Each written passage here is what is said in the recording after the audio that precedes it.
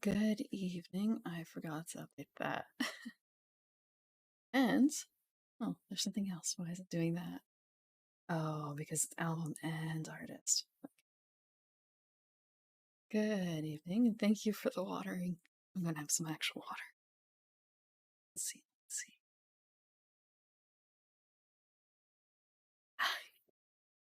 I learned from my singing teacher that, I probably shouldn't be having cold water for performances because it makes your vocal cords constrict or something. So, and I completely forgot that lesson right before I went and got my nice glass of water for today. I guess that's why tea is popular, or part of why tea is popular.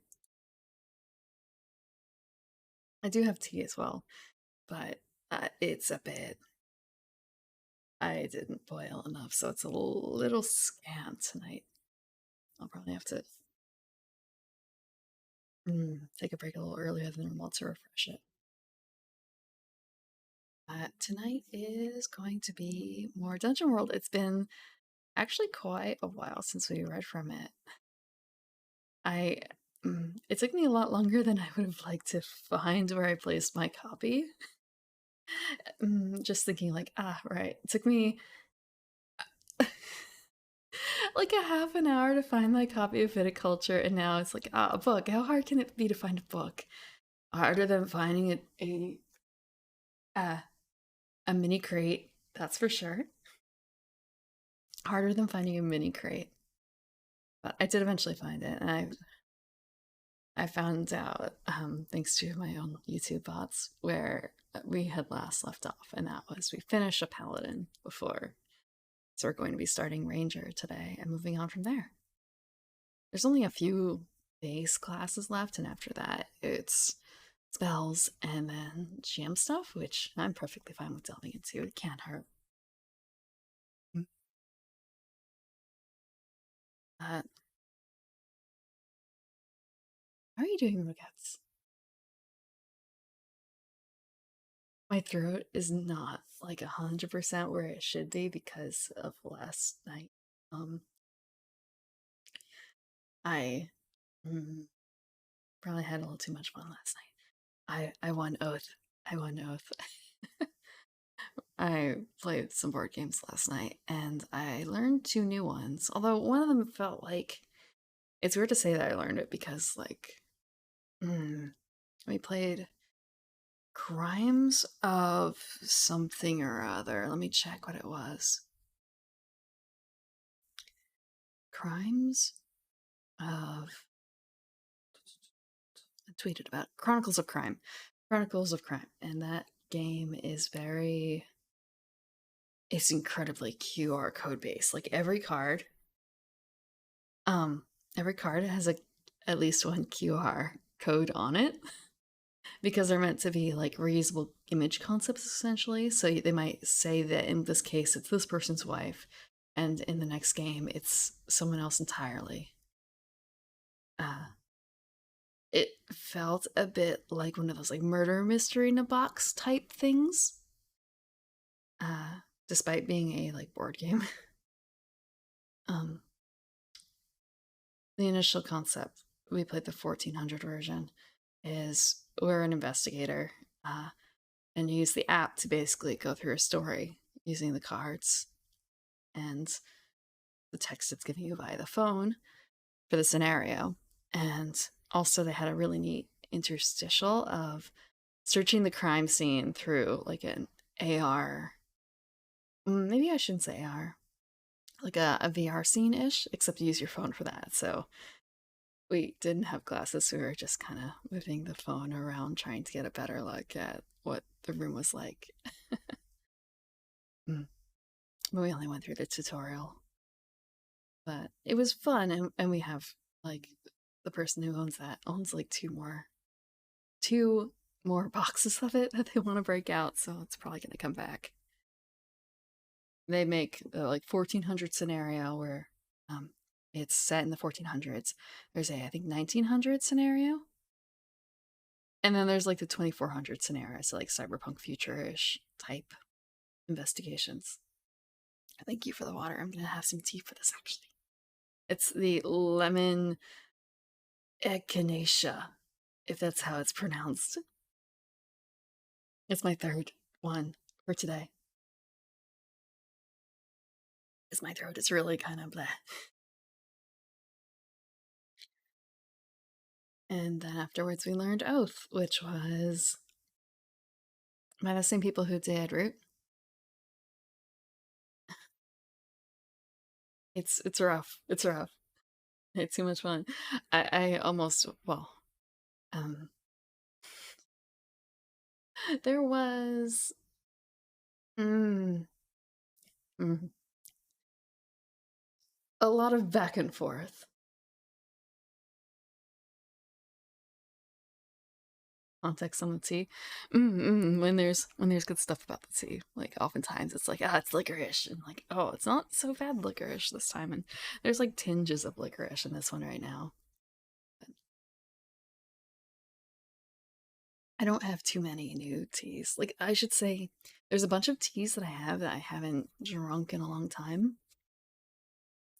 But now I'm looking back on it, and some of it, it's a kind of a case of like I'm saving them for a good moment, but when is that good moment going to come? Is the tea actually going to expire before then? Because I have noticed that some of my teas are probably not as good as they should be.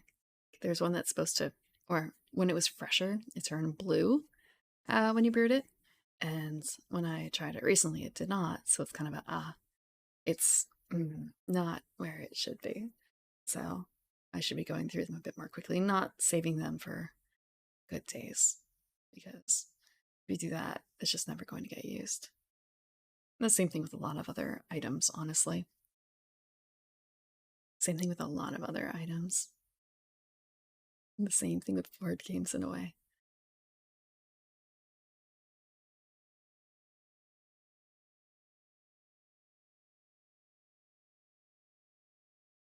Yeah, I played both, and I the owner of the game, can't you tell how good the leaves are by the smell? Some of them are not leaf like teas though. They're tisane.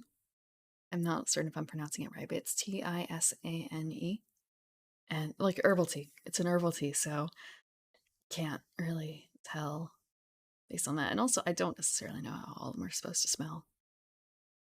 Except for like two-ish. Like I think it's puer.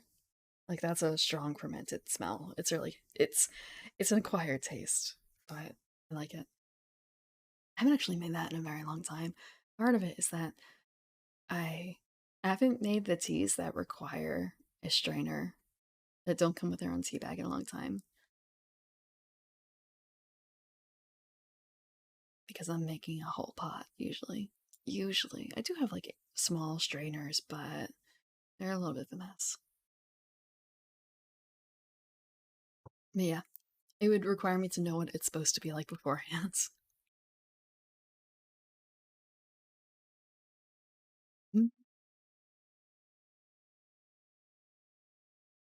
And I would say probably for the ones that are, it might also be like the case if I need to be a bit more cautious about how I'm storing them too.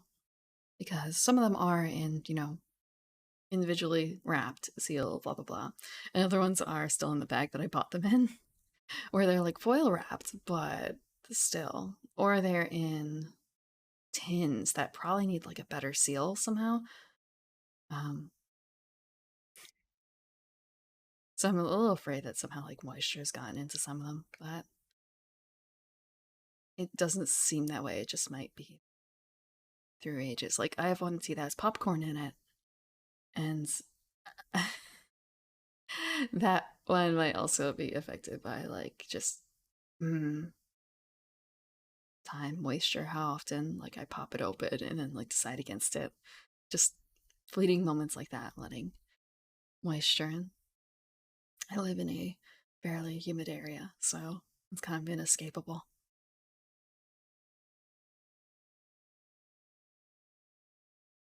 Mhm.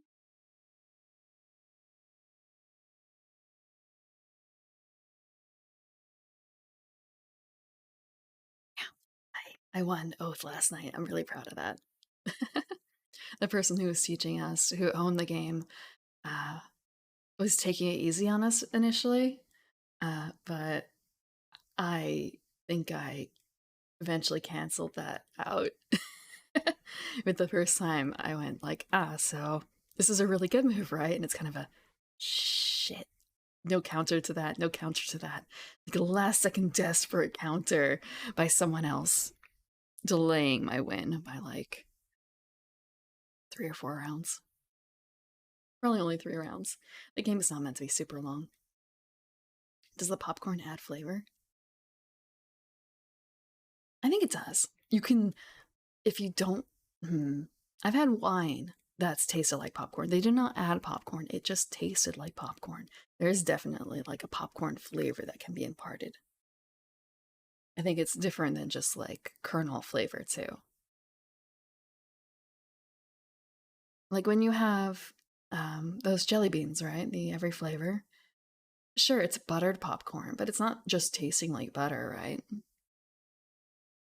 And also, also the tea is a Hufflepuff uh, themed tea, so that's probably also why they have like popcorn in it. It's not a tea necessarily that has any. It's a herbal tea style tea. It's a bit of a shame. I don't think they sell it anymore, but maybe they sell it under a different name now. I kind of hope they do. I'd like to get it again. It was pretty good.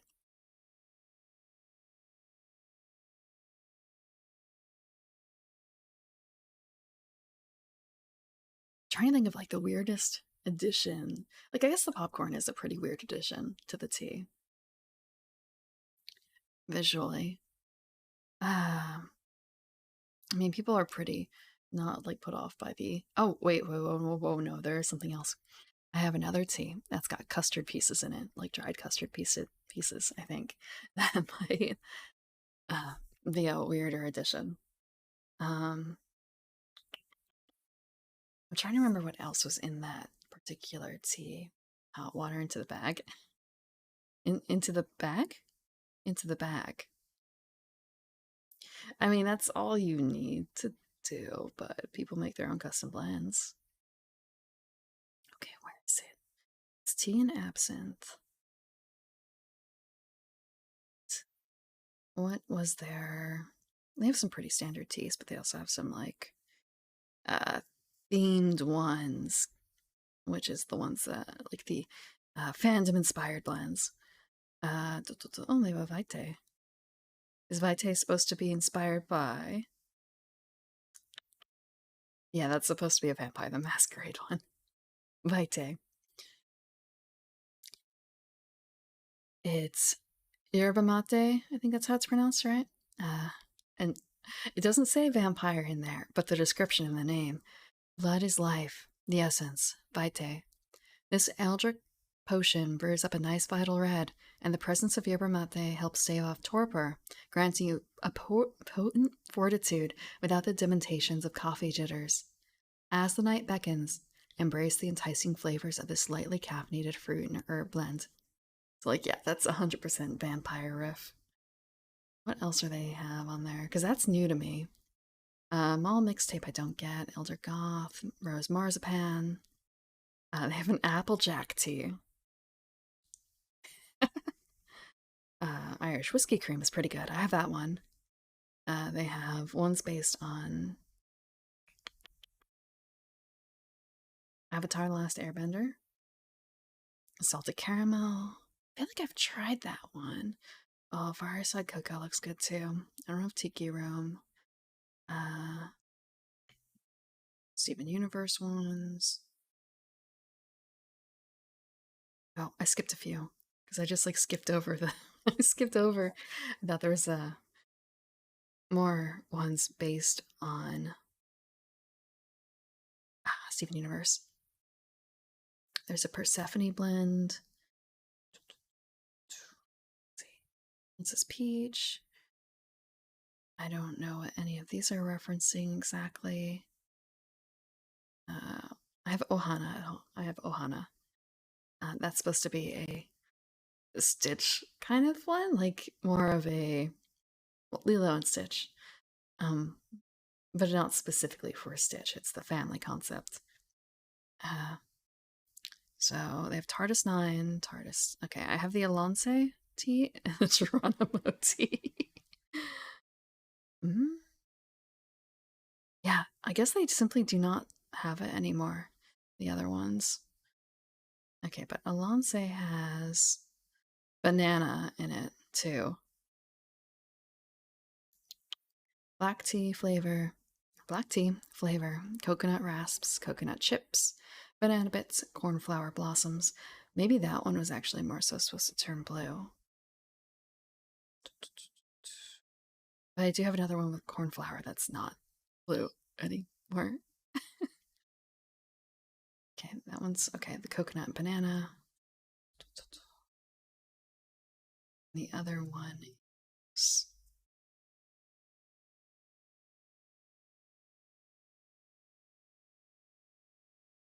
Oh, black tea flavor, vanilla bits. I could have swore. Maybe it's a little different. Maybe they've changed the ingredients. I'll have to go downstairs and check in the kitchen about what's exactly in it nowadays, or was in it when I bought it.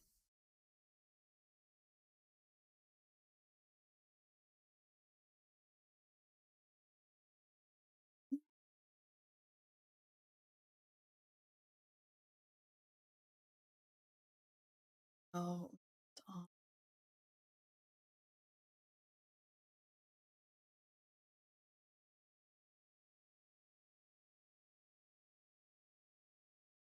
actually, is there one more thing I can do before this? I really like using certain style of quotation marks, but I have to actually copy them because I don't know how to get them the proper way without them being like the inch marker quote style. I really like actual quotation marks.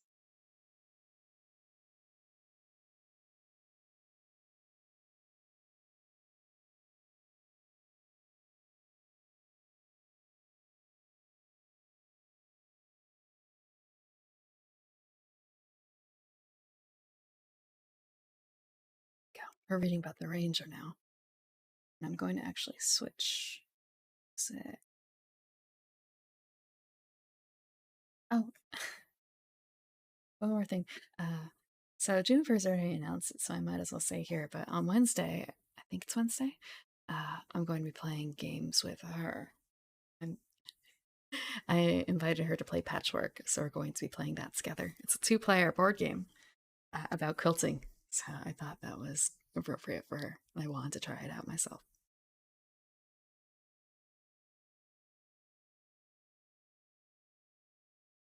Looking forward to it. Although I still have to learn the rules. Like I have the game, I just haven't picked that up, so I suppose I'm going to be doing that in my off time tonight. Like, oops, oops, oops, oops. Okay, so for the Ranger, sure.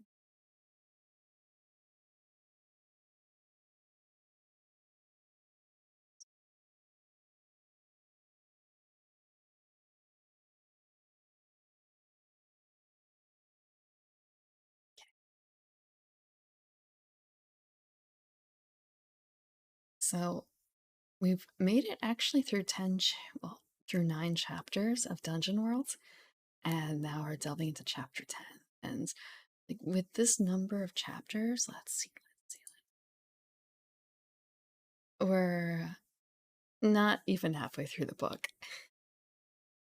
We're not even halfway through the book. Although, granted, I mean, a chunk of that is also going to be things that we don't need to read. Like, we're not going to read the index. I'm not going to read the index or the event. Well, maybe the adventure conversion. I'm not certain. We'll hit that when we get to it. So, chapter 10, The Ranger. These city-born folk you travel with, have they heard the call of the wolf? Felt the winds howl in the bleak deserts of the east? Have they hunted their prey with the bow and the knife like you? Hell no. That's why they need you. guide, hunter, creature of the wilds. You are these things and more. Your time in the wilderness may have been solitary until now, but the call of some greater thing, call it fate if you like, has cast your lot with these folk. Brave, they may be. Powerful and strong, too. You know the secrets of the spaces between, though. Without you, they'd be lost. Blaze a trail through the blood in the dark, Strider. Okay. There's one more thing I need to do. Is it the information right? It's not. Okay, that would be why. So, names for a ranger. It looks like we also have two species the ranger can be. It can be elf or human. So, elven suggested names are Rondir, Elrosin, Aranwe, Celian, Dambrath, Arlenethe. For a human, it could be Jonah, Alec, Brandon, Emery, Shrike, Nora, Diana. All I could think of is like Jonah, Brandon. Really? Really? For a ranger? Like Diana is classic at least for the hunter connotation. The others, is there some famous one that I'm not aware of? Is there some famous hunter Jonah? Is it a biblical reference? Or was that just like Jonah? Is it Jonah in the whale or Jonas in the whale? Hmm. So for looks, for Dungeon World, because again, a lot of these are not selected exactly, but like suggestions you can pick from to make them, I suppose, quickly different from each other. Look, choose one for each. Wild eyes, sharp eyes, or animal eyes. Hooded head, wild hair, or bald. Cape, camouflage, or traveling clothes. Sorry, I'm trying to remember how to pronounce this. Is it Leith or Lithe? Leith body, wild body, or sharp body. For stats, your maximum hit points is 8 plus constitution. Your base damage is d8.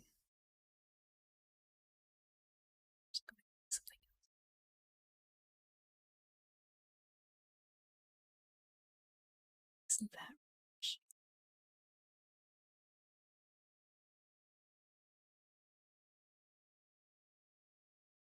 I suppose it won't. Yeah. Starting moves for the ranger. Choose a race and gain the corresponding move. Since this is a moves are your kind of special combat abilities, or out of combat, actually. Could work either way. Elf. When you undertake a perilous journey through wilderness, whatever job you take, you succeed as if you rolled a 10 plus. For a human, when you make camp in a dungeon or city, you don't need to consume a ration. When you make camp, you start with these moves. Hunt and track. When you follow a trail of clues left behind by passing creatures, roll plus whiz. On a 7 plus, you follow the creature's trail until there's a significant change in its direction or mode of travel. On a 10 plus, you also choose one. Gain a useful bit of information about your quarry. The GM will tell you what. Determine what caused the trail to end. Called shot.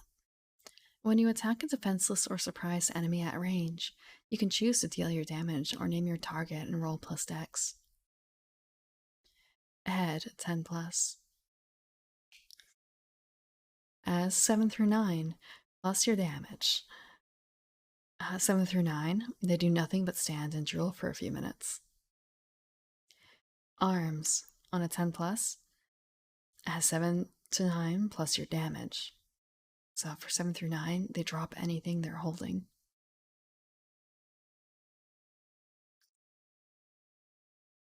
Legs 10 plus, Add 7 through 9 plus your damage. 7 through 9, they're hobbled and slow moving. All I can think of is how often people will ask for being able to call shots. And this kind of solves it in the case of like, well, if you want to be able to do that, you can play a ranger.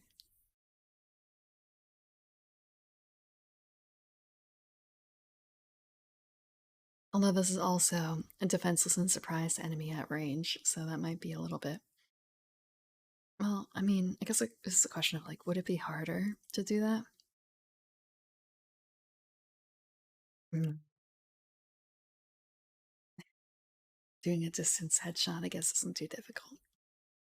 I mean, it is difficult. It's very difficult. It's just more so you think about like that sort of thing more than like trying to shoot something out of their hands at a distance or shooting their legs. But just as hard to get a headshot it is as it is to get a leg shot.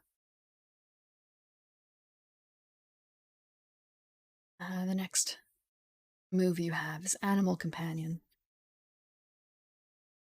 You have a supernatural connection with a loyal animal. You can't talk to it per se, but it always acts as you wish it to. Name your animal companion and choose a species: wolf, cougar, bear, eagle, dog, hawk, cat, owl, pigeon, rat, mule.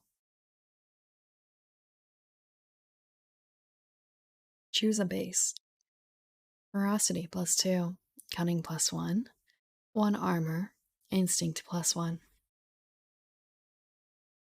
Or ferocity +2, cunning +2, 0 armor, instinct +1. Or ferocity +1, cunning +2, 1 armor, instinct +1.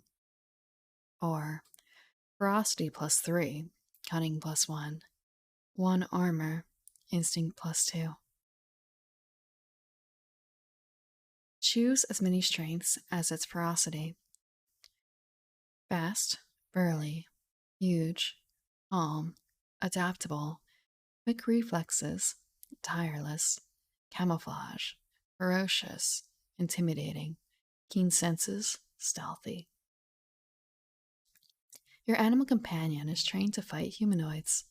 Choose as many additional trainings as its cunning: hunt, search, scout, guard, fight monsters, perform, labor, travel.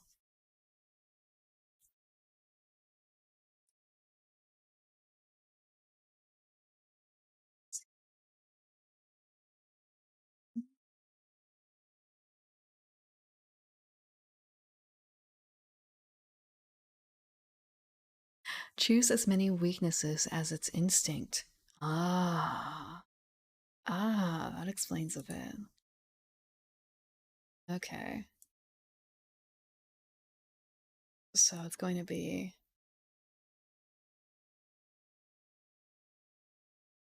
That's why. That was a little weird that, like, the instinct never went up until the ferocity +3 thing. Sorry. Flighty, savage, slow, broken, frightening, forgetful, stubborn, lame.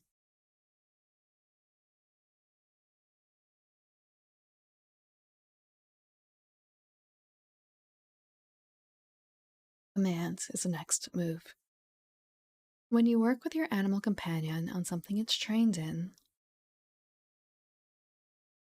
and you attack the same target, add its ferocity to your damage. And you track, add its cunning to your roll.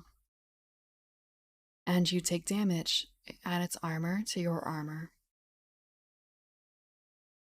And you discern realities, add its cunning to your roll. And you parlay, add its cunning to your roll. And someone interferes with you, add its instinct to their roll. So that's a benefit, I guess, of having a higher instinct. Alignment options for the ranger. Choose an alignment: chaotic, Free someone from literal or figurative bonds. Okay.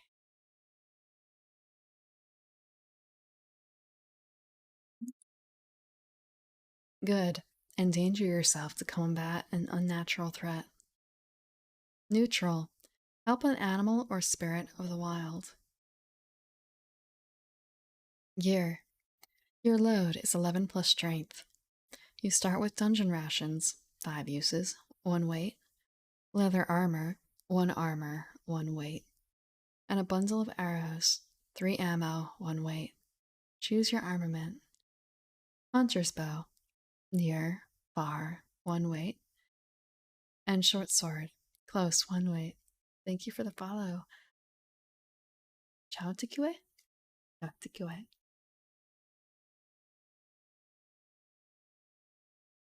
Hunter's bow, near, far, 1 weight, and spear, reach, 1 weight. And choose one. Adventuring gear, 1 weight, and dungeon rations, 1 weight, or adventuring gear, 1 weight, and bundle of arrows, 3 ammo, 1 weight. Huh. So I guess extra. You get to choose between extra rations or extra arrows.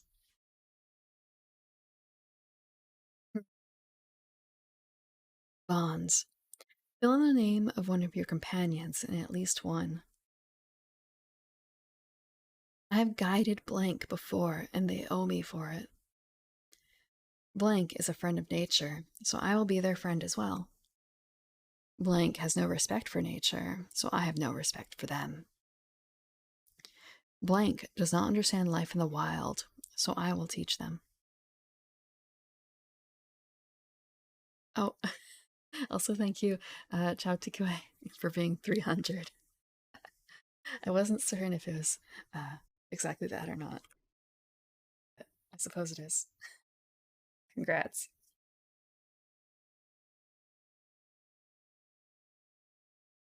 Advanced moves. You may take this move only if it is your first advancement. Half Elven. Somewhere in your lineage lies mixed blood, and it begins to show its presence. You gain the elf starting move if you took the human one at character creation, or vice versa. That's actually really neat. That's really neat. You have to make that choice quick, though. You have to make that choice quick.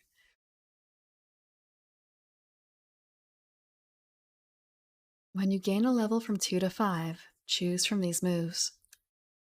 Wild Empathy. You can speak with and understand animals. Familiar Prey. When you spout lore about a monster, you use Wiz instead of Int. Viper's Strike. When you strike an enemy with 2 weapons at once, add an extra 1d4 damage to your offhand strike. So, in Dungeon World, there's often, well, not often, but there's sidebars on occasion, and there's one right by the Familiar Prey and Viper Strike area. Like, it's hard to tell. I think it's meant for Familiar Prey, but it reads, Snakes. Why did it have to be snakes? Indiana Jones, Raiders of the Lost Ark. At least that's one movie I've seen. I did not do the impression very well. Not at all. Mm-hmm. Camouflage. When you keep still in natural surroundings, enemies never spot you until you make a movement. Man's best friend. When you allow your animal companion to take a blow that was meant for you, the damage is negated and your animal companion's ferocity becomes 0. If its ferocity is already 0, you can't use this ability. When you have a few hours of rest with your animal companion, its ferocity returns to normal. Hello, Sir Weisbrot. How are you doing?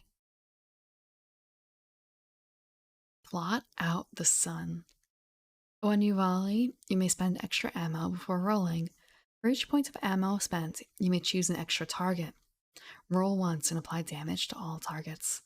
That's really cool. The name of it, too, Blot Out the Sun. The names are always great for these. I woke up with a bit of a sore throat from the night before. I was playing board games and drinking, I guess, a little bit too hard yesterday. But in my defense, I was winning. I was dominating that game.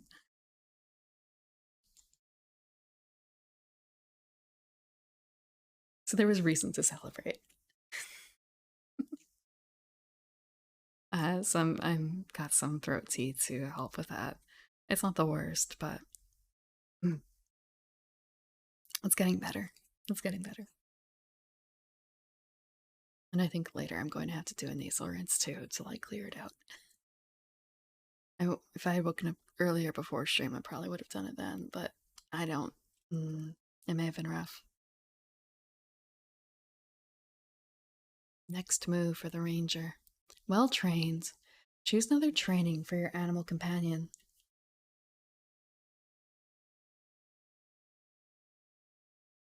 God amidst the wastes. Dedicate yourself to a deity. Name a new one or choose one that's already been established. You gain the commune and cast the spell cleric moves. When you select this move, treat yourself as a cleric of level 1 for using spells. Every time you gain a level thereafter, increase your effective cleric level by 1. Follow me. When you undertake a perilous journey, you can take 2 rolls. You make a separate roll for each. If you are an elf traveling through wilderness, you automatically succeed at both rolls, as per your racial move. That's pretty good. That's pretty nice combo. A safe place. When you set watch for the night, everyone takes +1 to take watch. When you gain a level from 6 through 10, choose from these moves or the level 2 through 5 moves. Wild speech replaces wild empathy. You can speak with and understand any non-magical, non-planner creature. Hunter's prey replaces familiar prey. When you spout lore about a monster, you use whiz instead of int. On a 12 plus, in addition to the normal effects, you get to ask the GM any one question about the subject. Viper's Fangs replace Viper's Strike. When you strike an enemy with 2 weapons at once, add an extra 1d8 damage for your offhand strike.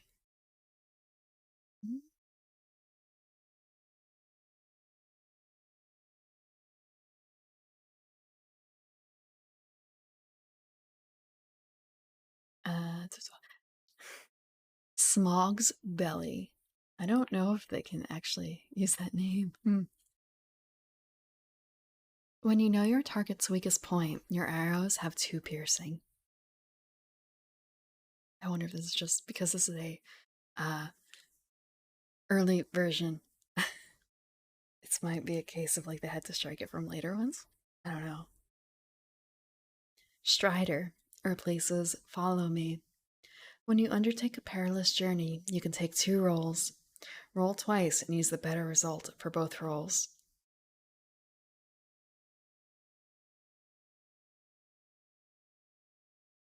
A safer place replaces a safe place. When you set the watch for the night, everyone takes +1 to take watch. After a night in camp, when you set the watch, everyone takes +1 forward. Observant. When you hunt and track, on a hit, you may also ask one question about the creature you are tracking from the Discern Realities list for free. Special trick. Choose a move from another class. So long as you are working with your animal companion, you have access to that move. Unnatural ally. Your animal companion is a monster, not an animal. Describe it. Give it +2 ferocity and +1 instinct, plus a new training.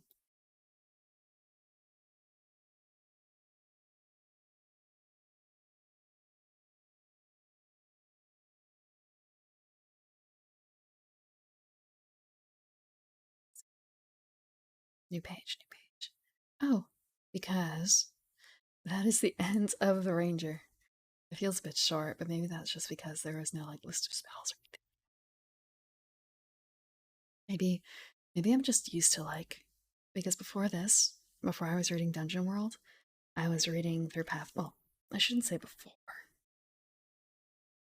I started reading Dungeon World months ago. Or rather, rereading Dungeon World. And then I took a break to read Pathfinder because I was preparing for a game that I was playing in on stream. And I didn't finish all of Pathfinder before the game, but we made it through a big chunk of stuff for useful class information. So flipping back and forth. So like after reading through the chapter or classes sections of Pathfinder, like the Dungeon World ones seem rather short. But then again, it's a much more accessible game than Pathfinder.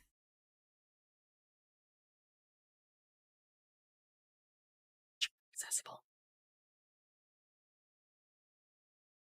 So next chapter, chapter 11, it's the thief.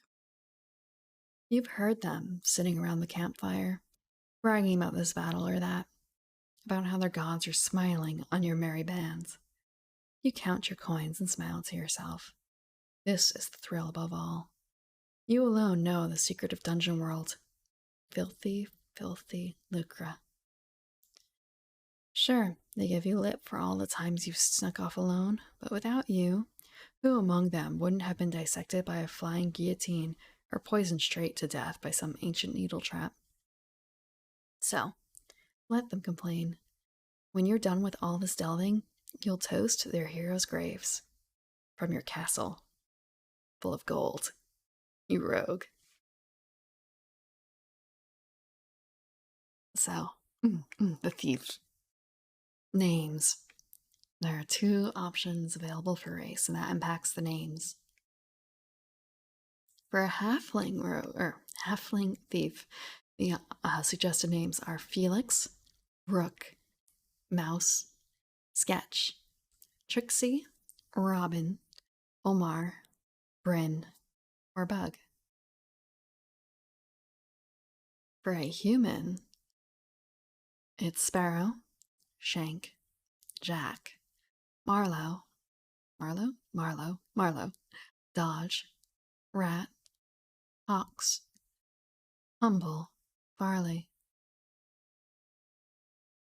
Look. Choose 1 look for each. Shifty eyes or criminal eyes. Wooded head, messy hair, or cropped hair. Dark clothes, fancy clothes, or common clothes. Lithe body, knobby body, or flabby body.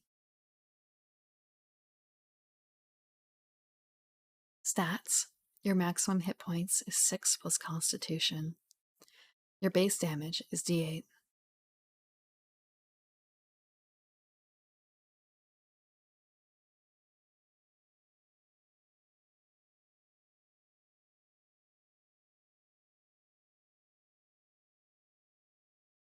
So starting moves for the thief.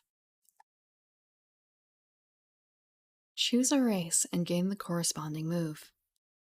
Halfling. When you attack with a ranged weapon, deal +2 damage. Human. You are a professional. When you spout lore or discern realities about criminal activities, take +1.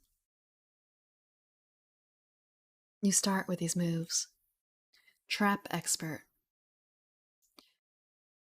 When you spend a moment to survey a dangerous area, roll +X. On a 10+, hold 3.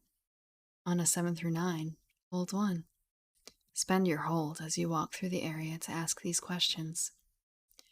Is there a trap here? And if so, what activates it? What does the trap do when activated? What else is hidden here? Tricks of the trade. When you pick locks or pockets or disable traps, roll +X. On a 10+, you do it no problem. On a 7 through 9, you still do it, but the GM will offer you two options between suspicion, danger, or cost.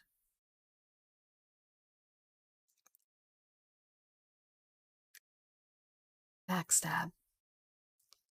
When you attack a surprised or defenseless enemy with a melee weapon, you can choose to deal your damage or roll plus dex. On a 10 plus, choose 2. On a 7 through 9, choose 1.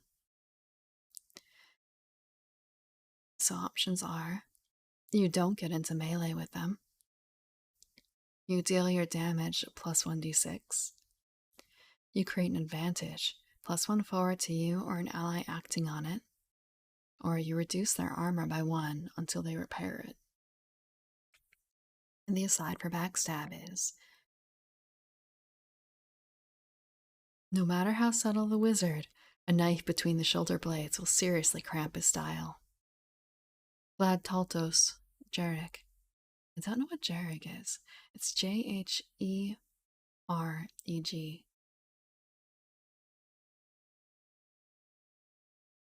What language is this? If you could repeat that in English, I don't speak whatever language you're typing in. Is it me?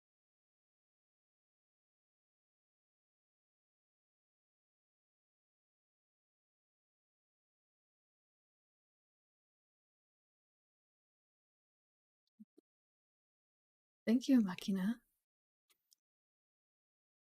Mhm.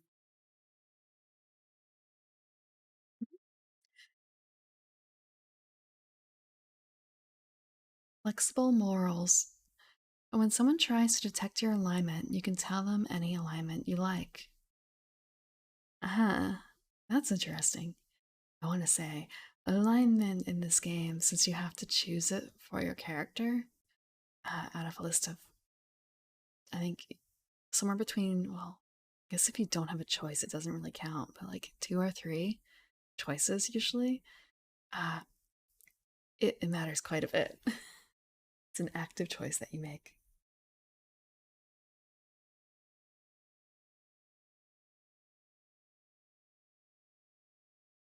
And just thinking about like how that gets a bit foiled, or it foils some other classes.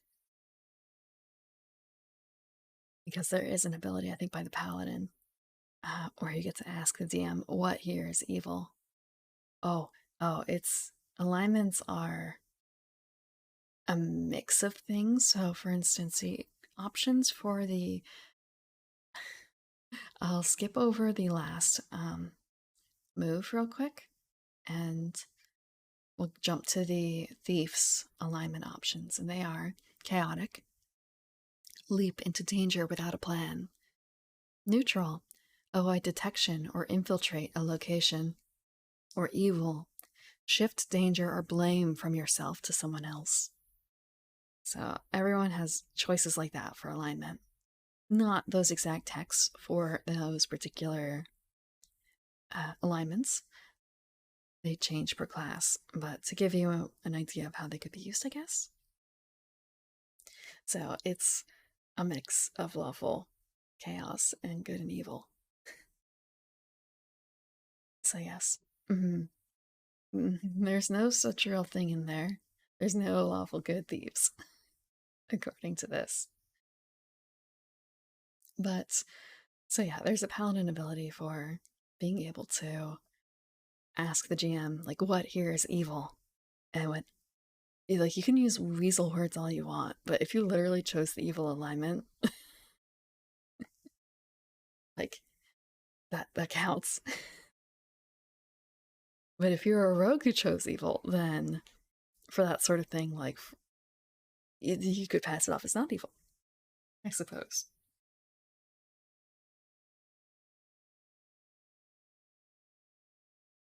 Mhm. So the last move that a a thief gets guaranteed is poisoner. You've mastered the care and use of a poison. Choose a poison from the list below. That poison is no longer dangerous for you to use. You also start with 3 uses of the poison you choose. Whenever you have time to gather materials in a safe place to brew, You can make 3 uses of the poison you chose for free. Note that some poisons are applied, meaning you have to carefully apply it to the target or something they eat or drink. Touch poisons just need to touch the target. They can even be used on the blade of the weapon. Oil of Tajit applied. The target falls into a light sleep. Bloodweed touch. Target deals negative 1d4 damage ongoing until cured. Goldenrod applied. The target treats the next creature they see as a trusted ally until proved otherwise.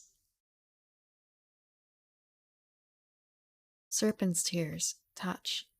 Anyone dealing damage to the target rolls twice and takes the better result. And there's an aside for this one too.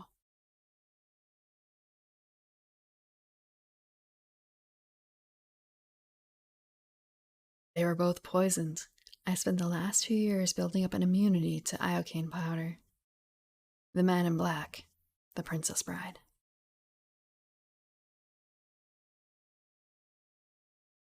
It's been a while since I've seen The Princess Bride. All I really remember is what, like, dearly beloved. No, sorry, it's like marriage. Marriage.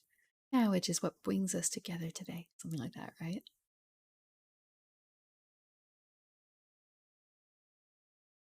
Gear. Your load is 9 plus strength. You start with dungeon rations. 5 uses, 1 weight. Leather armor. 1 armor, 1 weight. 3 uses of your chosen poison and 10 coins. Choose your arms. Dagger. Hand, 1 weight. And short sword. Close, 1 weight. Rapier. Close, precise, 1 weight. Choose a ranged weapon. 3 throwing daggers. Thrown, near, 0 weight. Ragged bow, near, 2 weight. And bundle of arrows, 3 ammo, 1 weight. Choose 1. Adventuring gear, 1 weight. Healing potion, 0 weight.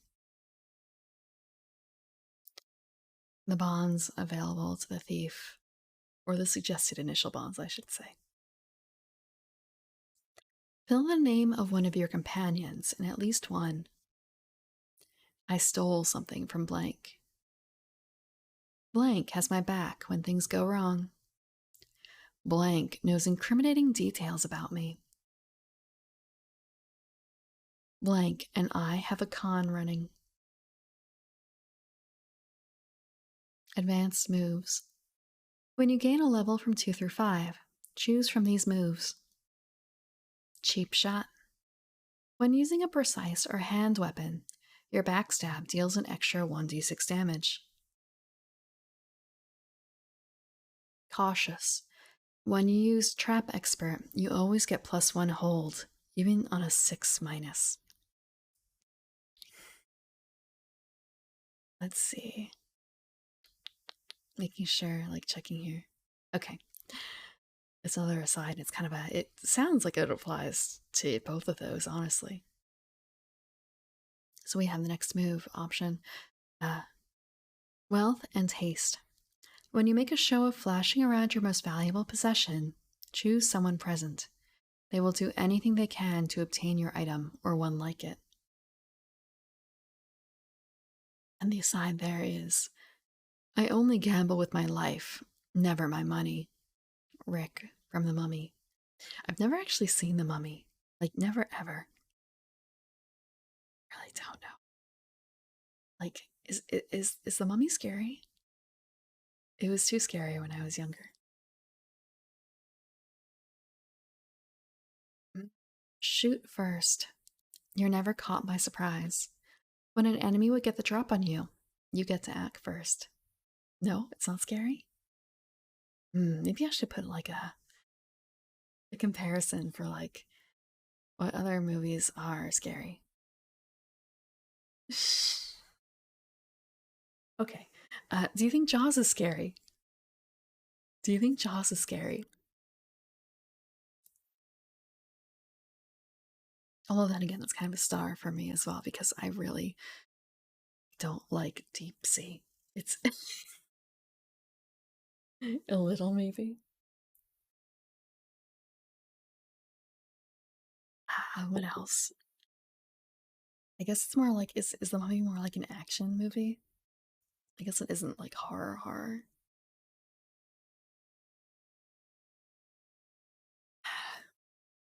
Maybe I should pull it out because Brandon Fraser is in it, right, or something? Is that how it's pronounced? Brandon Fraser? Is it Fraser? Uh, and like he just won something, right? And he's in the Mummy or something. Like that was a big deal. Uh, Maybe I should put some time aside this week for that. Because like otherwise, I honestly I don't know that actor at all. I don't know anything about him. It's a real good movie. I think there was a Mummy too, right? Or is that ignored?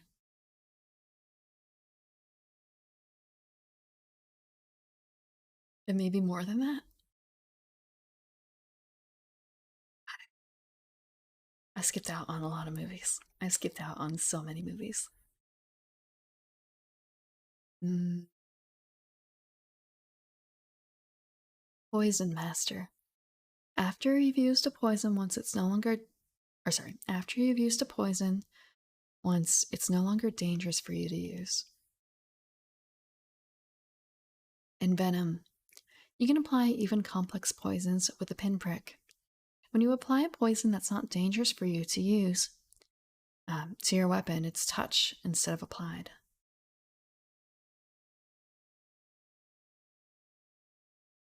Brewer. When you have time to gather materials and a safe place to brew, you can create 3 doses of any one poison you've used before.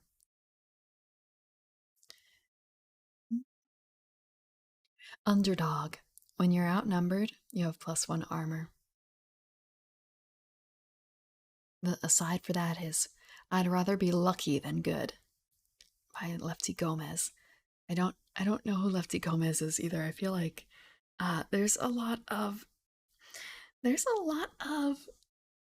mm, I don't get the pop culture references.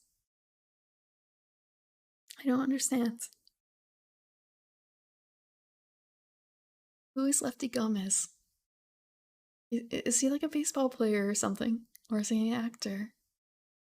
Because with a name like Lefty Gomez, it seems like it's a sports star, but I don't know. And let's see. Who's Lefty Gomez? He's a baseball player. Okay, it makes sense. Although, 1930 and 1943. Okay. Oh, for the Yankees. Okay.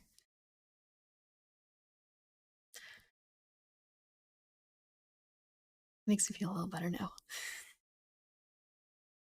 It's okay. It's old pop culture. And I made a good educated guess on that one. Connections is the next move for the thief. When you put out word to the criminal underbelly about something you want or need, roll plus charisma. On a 10 plus, someone has it just for you. On a 7 through 9, you'll have to settle for something close, or it comes with strings attached. Your call. When you gain a level from 6 through 10, choose from these moves or from the level 2 through 5 moves. Dirty Fighter. It replaces Cheap Shot. When using a precise or hand weapon, your max stab deals an extra 1d8 damage, and all other attacks deal plus 1d4 damage. Extremely Cautious replaces Cautious. When you use Trap Expert, you always get +1 hold, even on a 6 minus. On a 12 plus, you gain 3 hold. The next time you come near the trap, or a trap, the GM will immediately tell you what it does, what triggers it, who set it, and how you can use it to your advantage. Alchemist replaces brewer. When you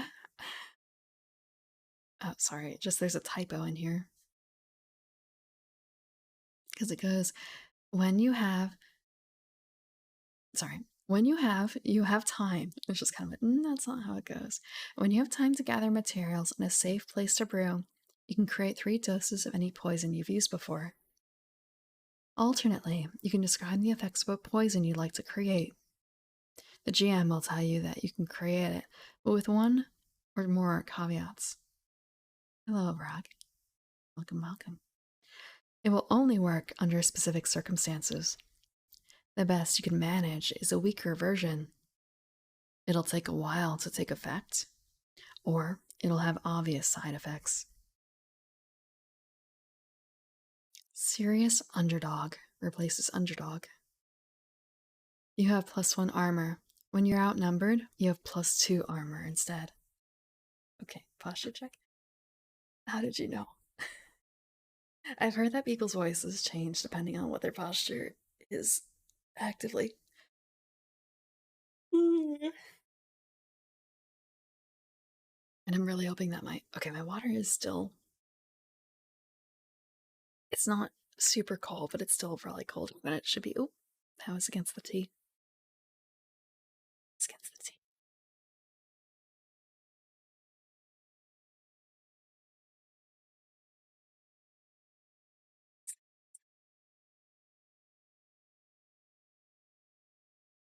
Evasion. When you defy danger on a 12+, you transcend the danger.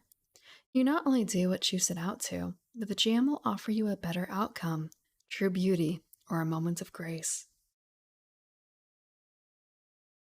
Next one is Strong Arm, True Aim. You can throw any melee weapon, using it to volley. A thrown melee weapon is gone. You can never choose to reduce ammo on a 7 through 9.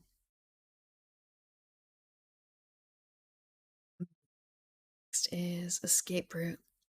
When you're in too deep and need a way out, name your escape route and roll plus dex. On a 10+, you're gone. On a 7 through 9, you can stay or go, but if you go, it costs you. Leave something behind or take something with you. The GM will tell you what.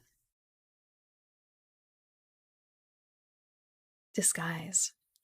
When you have time and materials, you can create a disguise that will fool anyone into thinking you're another creature about the same size and shape. Your actions can give you away, but your appearance won't.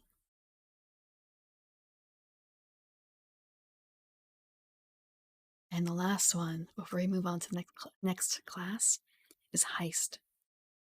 When you take time to make a plan to steal something, name the thing you want to steal and ask the GM these questions. When acting on the answers, you and your allies take +1 forward. Who will notice it's missing? What's its most powerful defense? It's a lot of noises. Who will come after it? Who else wants it?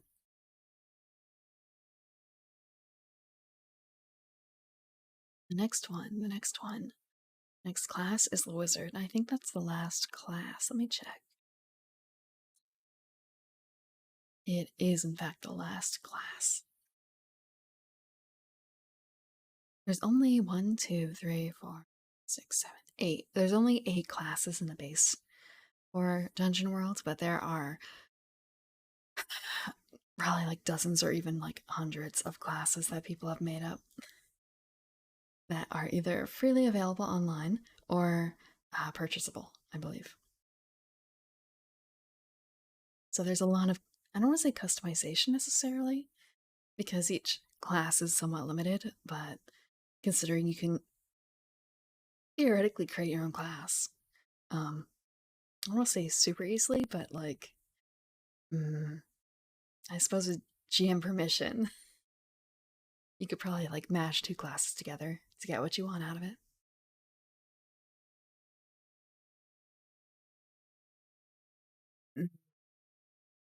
The Wizard. Dungeon World has rules, not the laws of men or the rule of some petty tyrant. Bigger, better rules. You drop something, it falls. You can't make something out of nothing. The dead stay dead, right? Oh, the things we tell ourselves to feel better about the long, dark nights. You spent so very long poring over those tomes of yours. The experiments that nearly drove you mad, and all the botched summonings that endangered your very soul. For what? For power. What else is there? Not just the power of king or country, but the power to boil a man's blood in his veins. The call on the thunder of the sky and the churn of the roiling earth. To shrug off the rules the world holds so dear. Let them cast their sidelong glances. Let them call you warlock or diabolist. Who among them can hurl fireballs from their eyes? Yeah, we didn't think so. So there are two options for wizards. There's the elf or the human. So for names, elf suggested names are Galadir, Fenfaril, Liliastra, Firosal, Enkirash, or Halvir. For our human, suggested names are Avin, Morgan, Wrath, Isolde, Ovid, Vitus, Aldara, Zeno, or Uri. As for the look for the wizard, choose one for each. For eyes, there's haunted eyes, sharp eyes, or crazy eyes. For hair, there's styled hair, wild hair, or pointed hat. Yes, the hat. The hat counts as hair, apparently. For clothing, there's worn robes, stylish robes, or strange robes. And for the body, there's pudgy body, creepy body, or thin body. For stats, your maximum hit points is 4 plus constitution. Your base damage is d4.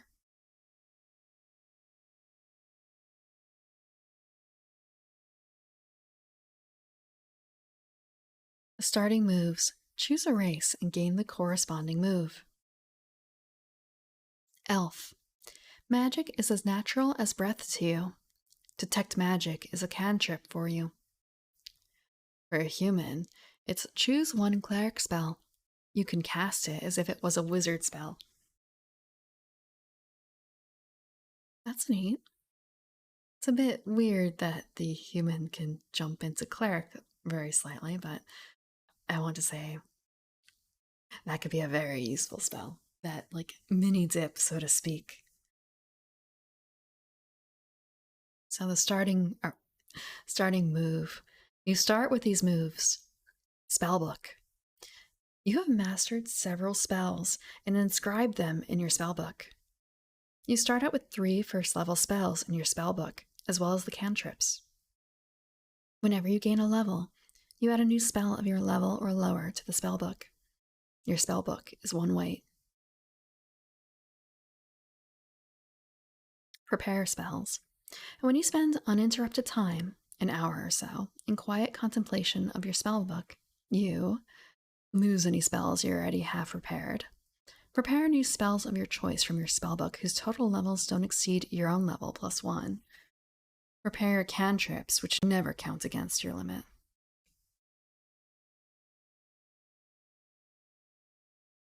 Cast a spell. When you release a spell you prepared, roll plus int. On a 10 plus, the spell is successfully cast, and you do not forget the spell. You may cast it again later. On a 7 through 9, the spell is cast, but choose one. You draw unwelcome attention or put yourself in a spot. The GM will tell you how. The spell disturbs the fabric of reality as it is cast. Take -1 ongoing to cast a spell until the next time you prepare spells. After it is cast, the spell is forgotten. You cannot cast the spell again until you prepare spells. Note that maintaining spells with ongoing effects will sometimes cause a penalty to your roll to cast a spell. Spell defense. You may end any ongoing spell immediately and use the energy of its dissipation to deflect an ongoing attack. Oncoming attack. Oncoming attack. Not ongoing. The spell ends and you subtract its level from the damage done to you.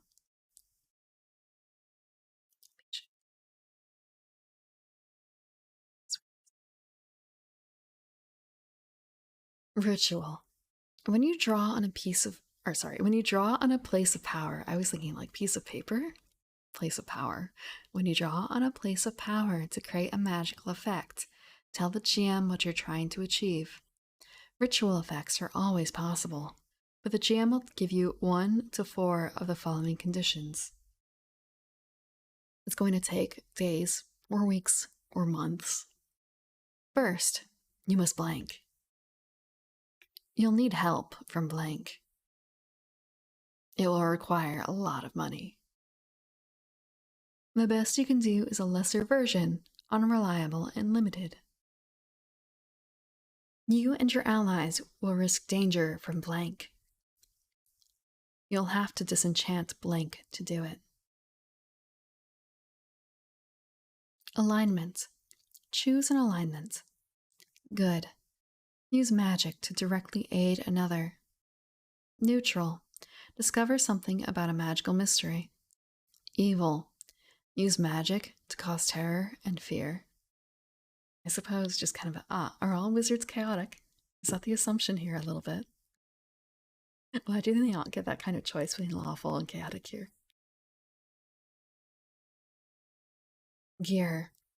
Your load is 7 plus strength. You start with your spellbook, 1 weight, and dungeon rations, 5 uses, 1 weight. Choose your defenses. Leather armor, 1 armor, 1 weight. Bag of books, 5 uses, 2 weight, and 3 healing potions. Choose your weapon.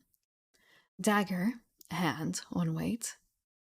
Staff, close, 2-handed, 1 weight. Choose 1. Healing potion, 0 weight, or 3 antitoxins, 0 weight. And there is an aside for this as well. For the gear. Okay, I don't think I could do the voice for this one, but I believe I have. Actually, I don't know if I've read this one, but I've read around this character. Remuneration. Since when did a wizard work for wages? We are pure academics, Mr. Stibbins. We do not care for mere money. Mushroom Ridcully, Unseen Academicals.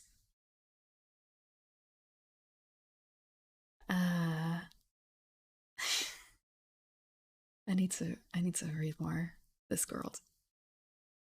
Or rather, I've been listening a lot more to Discworld than reading.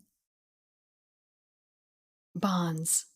Fill in the name of one of your companions in at least one. Blank will play an important role in the events to come. I have foreseen it. Blank is keeping an important secret from me. Blank is woefully misinformed about the world. I will teach them all that I can. Advanced moves. When you gain a level from 2 through 5, choose from these moves. You also add a new spell to your spellbook at each level. Prodigy. Choose a spell. You prepare that spell as if it were 1 level lower.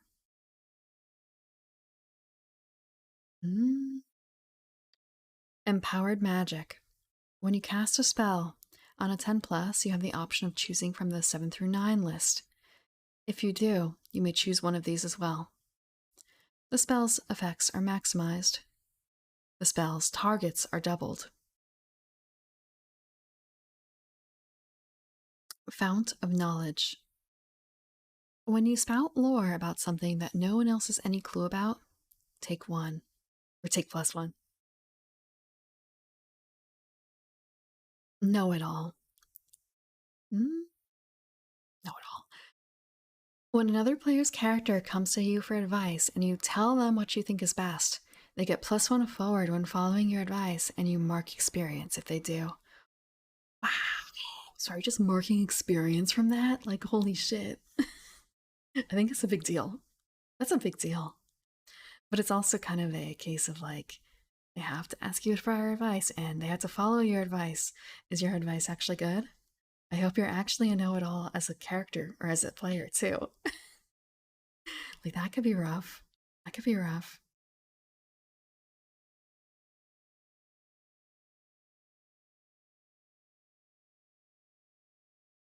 Hmm. Expanded spellbook. Add a new spell from the spell list of any class to your spellbook.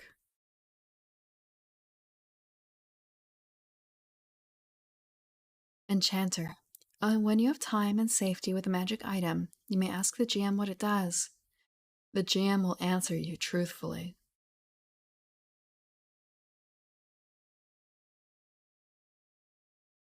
Logical. When you use strict deduction to analyze your surroundings, you can discern realities with int instead of whiz.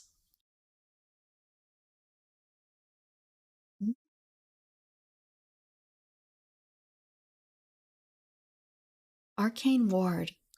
As long as you have at least one prepared spell of first level or higher, you have +2 armor.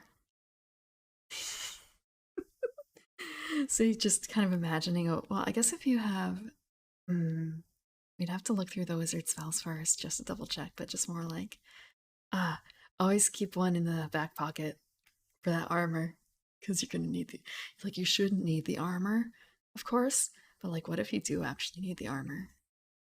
What if you do actually need the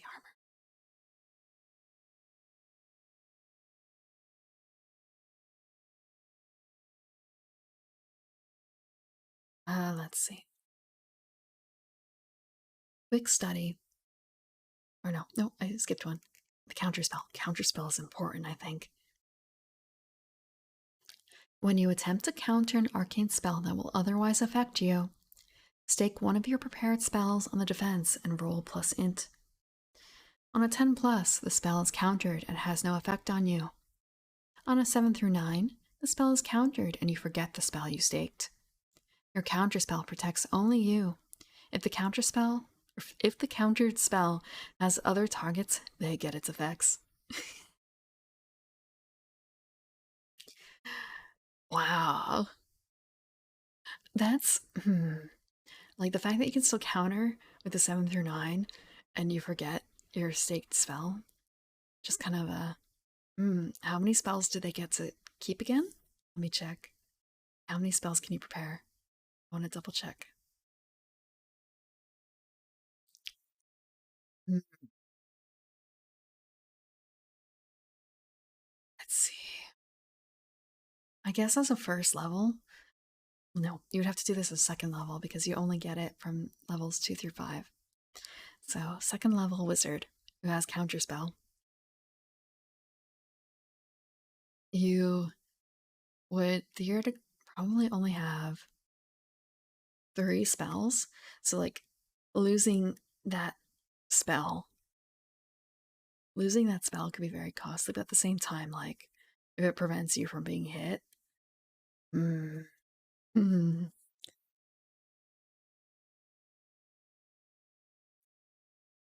rough, rough. Let's see, let's see.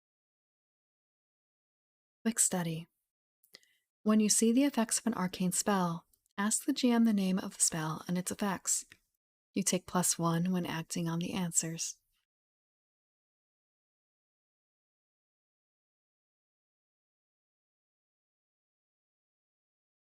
Mm.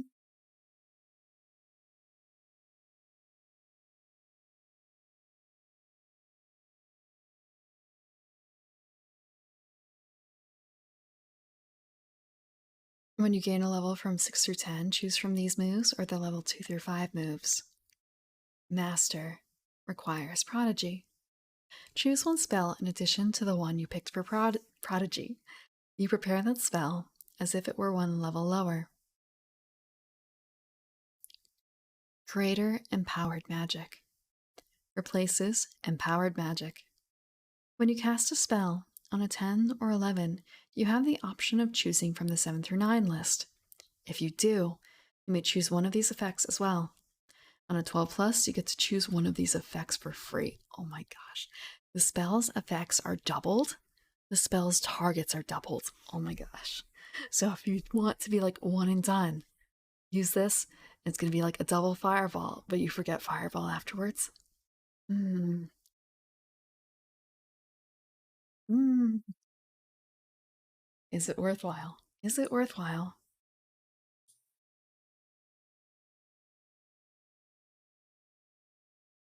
Go big or go home. Enchanter's Soul requires Enchanter. When you have time and safety with a magic item in a place of power, you can empower that item so that the next time you use its effects are amplified. The GM will tell you exactly how.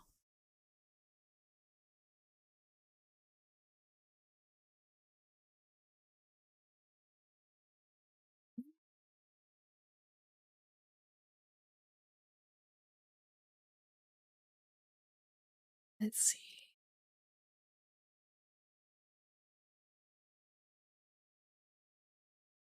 Highly illogical replaces logical if it does the job. Yeah, there's a lot of questions like that where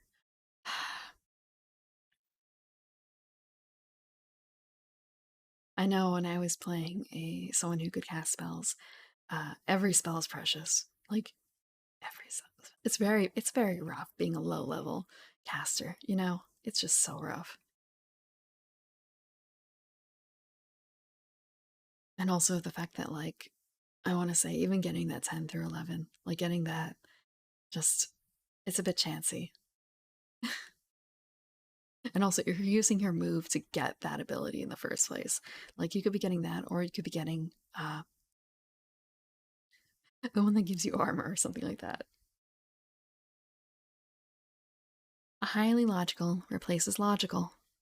When you use strict deduction to analyze your surroundings, you can discern realities with int instead of whiz. On a 12 plus, you get to ask the GM any 3 questions, not limited by the list.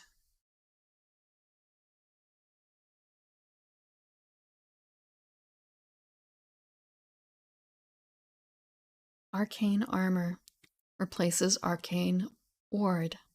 As long as you have at least one prepared spell of first level or higher, you have 4 plus armor. Or plus 4 armor. Plus 4 armor. Not the other one. I guess there's also the fact that, like, okay, these are all the advanced things, right? Yeah, 6 through 10. Okay, so you're not going to be getting greater empowered magic. What does it build off of? It builds off of empowered magic.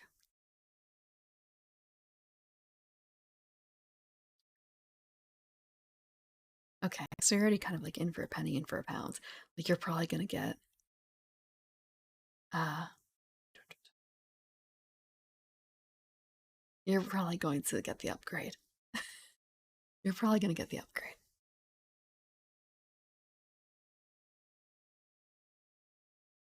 Protective Counter replaces or requires counterspell. Okay. Sorry, there's a bit like normally I think it was always replaced, but now I'm noticing like, oh, some of them are requires. So it doesn't overwrite. It doesn't overwrite. Protective Counter requires counterspell. When an ally within sight of you is affected by an arcane spell, you can counter it as if it affected you. If the spell affects multiple allies, you must counter for each ally separately. Probably. Like sometimes you don't really know what you're doing with the character until like it's already halfway there, you know? I don't like pre-planning my character too far ahead because we're never I can plan a character to level 20 or 10 or whatever, but we're not going to get that far. Well, the campaign will reach its conclusion sooner than that. Take every level as it comes. And also sometimes there might just be a surprise. Like, we just did this, so thematically this would be appropriate, even if it's not necessarily the best option in terms of mechanics. Like, I'm not going to build a wizard that dumps int, but they don't need to be a they don't need to be a halfling divination wizard. or something like that. Although in this case, I guess it's more of like mm, I don't know if there's like necessarily the same sort of community around Dungeon World for like optimizing builds as there is around like D&D or Pathfinder. So, like, I don't know what the uh, meta build would be here for a wizard. And then it might also be heavily affected by like the rest of your party too.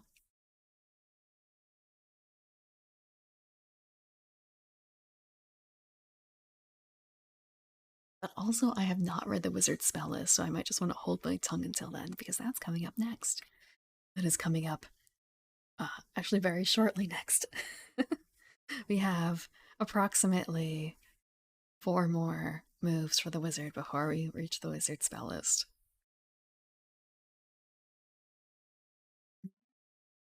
Okay.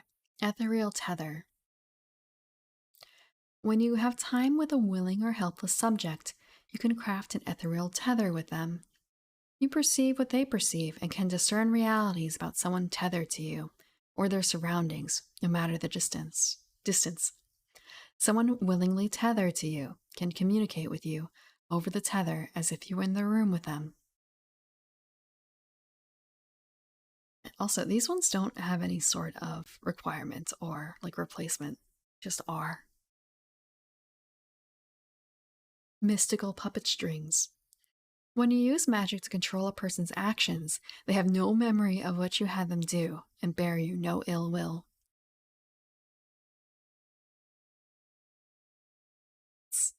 That's something. Uh, Spell augmentation. When you deal damage to a creature, you can shunt a spell's energy into them. End one of your ongoing spells and add the spell's level to the damage dealt. Self-powered. When you have time, arcane materials, and a safe space, you can create your own place of power. Describe to the GM what kind of power it is and how you're binding it to this place.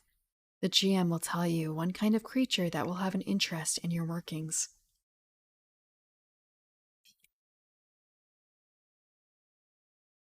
I just realized I never updated the sidebar with the ranger information.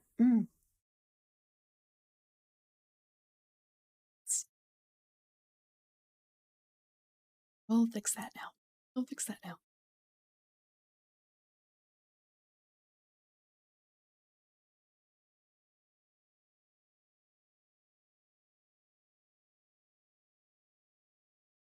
It's fixed.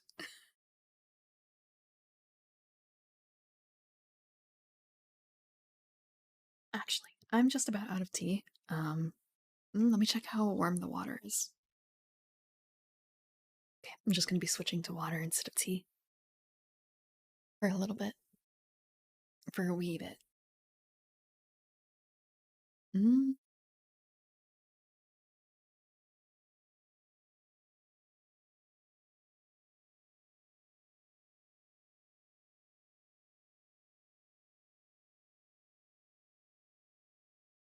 Wizard spells. Cantrips. You prepare all your cantrips every time you prepare spells without having to select them or count them toward your allotment of spells. I see a sidebar here I recognize. Something I've actually watched. A little bit, not a huge amount. Light. An item you touch glows with arcane light, about as bright as a torch. It gives off no heat or sound and requires no fuel, but it is otherwise like a mundane torch. You have complete control of the color of the flame. The spell lasts as long as it is in your presence. The spell lasts as long as it is in your presence. Next cantrip is Unseen Servant. Ongoing. You conjure a simple invisible construct that can do nothing but carry items. It has load 3 and carries anything you hand to it. It cannot pick up items on its own and can only carry those you give to it. Items carried by an unseen servant appear to float in the air a few paces behind you. An unseen servant that takes damage or leaves your presence is immediately dispelled, dropping any items it carried. Otherwise, the unseen servant serves you until you end the spell.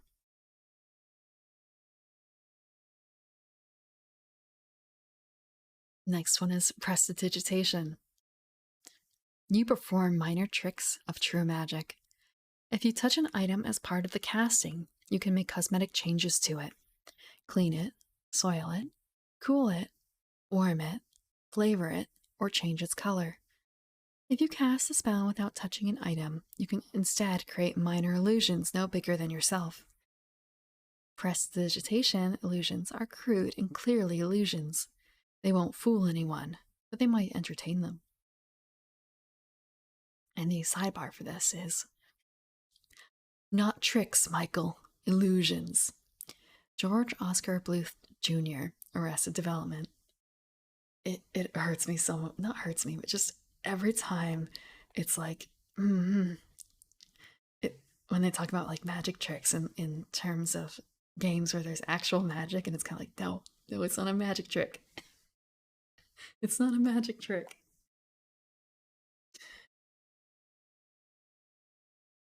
It's not magic. Or rather, it's not a trick.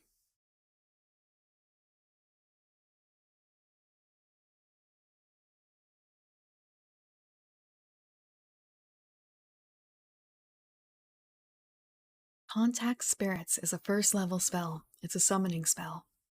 It's the first of our actual leveled wizard spells available. Not available, but in the list. And as a reminder, levels go up every, I guess, like every odd level. So like there's first level, third level, fifth, seventh, and then ninth. No higher. Or rather, no higher available here. Like maybe the GM has access to higher level magic than that. 11th level spells, 10th level spells, etc. Who knows?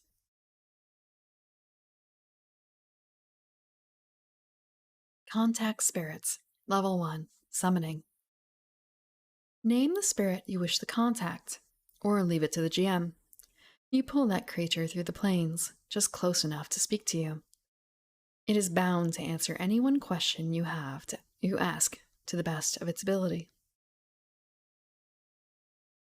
Next one is Detect Magic. Level 1. Divination.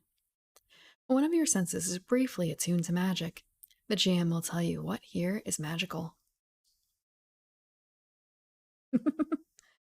What here is magical? Telepathy. Telepathy. Divination ongoing. You form a telepathic bond with a single person you touch, enabling you to converse with that person through your thoughts. You can only have one telepathic bond at a time. Charm person ongoing. Enchantment. The person, not beast or monster, you touch while casting the spell counts you as a friend until they take damage or you prove otherwise. Invisibility. Illusion. Ongoing. Touch an ally. Nobody can see them. They're invisible. The spell persists until the target attacks or you dismiss the effect. While the spell is ongoing, you can't cast a spell. Magic Missile. Evocation. Projectiles of pure magic spring from your fingers. Deal 2d4 damage to one target. I can think of that, and it's not a sidebar item. It's just there's one gif of two people there's like a fighter fighting a bunch of skeletons, and it's sung to, or like it has a music backing of ABBA. Gimme, gimme, gimme, a man after midnight. The song is called Gimme, Gimme, Gimme. And there's a wizard who shows up on a magic carpet who just starts like pointing, matching the music, and light of various colors come out of his fingers as he points. And it strikes the skeletons. And every time I think of Magic Missile now, I think of that song, that scene. And also the fighter gets picked up by the wizard on their magic carpet and whisked away. But wow, just the wizard pointing to gimme, gimme, gimme, a man after midnight.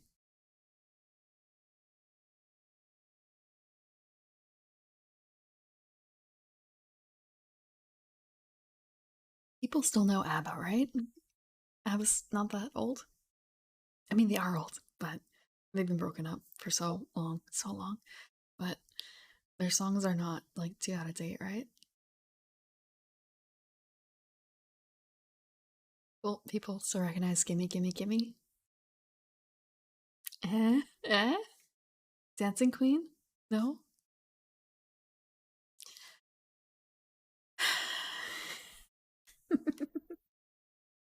Maybe I'll put a song on karaoke or something for December. Just have to figure out which one. Mm. Alarm. And hello, Deku. Alarm. Walk a wide circle as you cast the spell. Until you prepare spells again, your magic will alert you if a creature crosses that circle. Even if you are asleep, the spell will shake you from your slumber.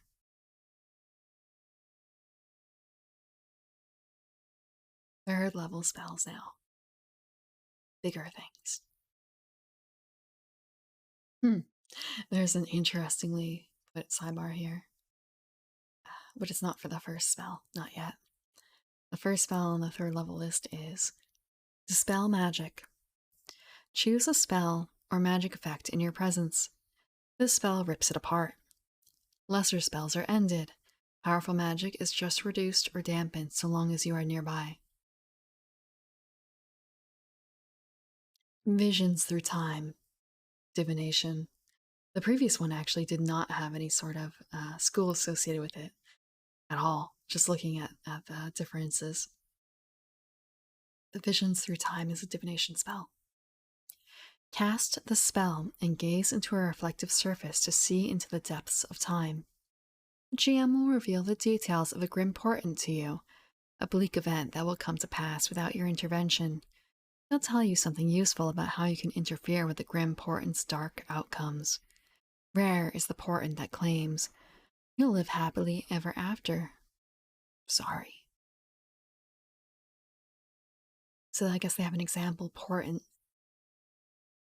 as a sidebar. Secrets of the Blackest Void.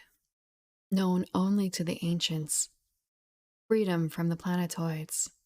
And the gravity that chains us. The Sword. Warp Riders. I don't know what Warp Riders is. What is Warp Riders? Is it a movie? Is it a song? It must be a song just based on the way that it's written. With the rhyming between ancients and chains us and void and planetoids. Warp Riders.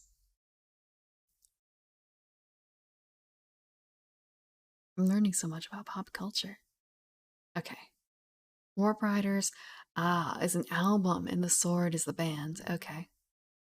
I'm guessing Warp Riders is also the name of the song, maybe? Today. This is from 2010. Yeah, I've never heard of this before. Thank you for the follow. World War. World War. Mm, I want. That's actually kind of funny. Uh, well, it wasn't Dungeon World. It was a different game. It was Worlds Without Number, and my DM made a song, "The Court of the Crimson King," I believe, or is it "In the Court of the Crimson King"? He turned that into the campaign, uh, and none of us players realized it until the very end. None of us realized until the very end, which was actually kind of funny because he was actually playing the music too at other points that we had heard it, but we didn't put two and two together. Like we didn't really listen to the music very, very strongly because it wasn't during game time. It wasn't during game time.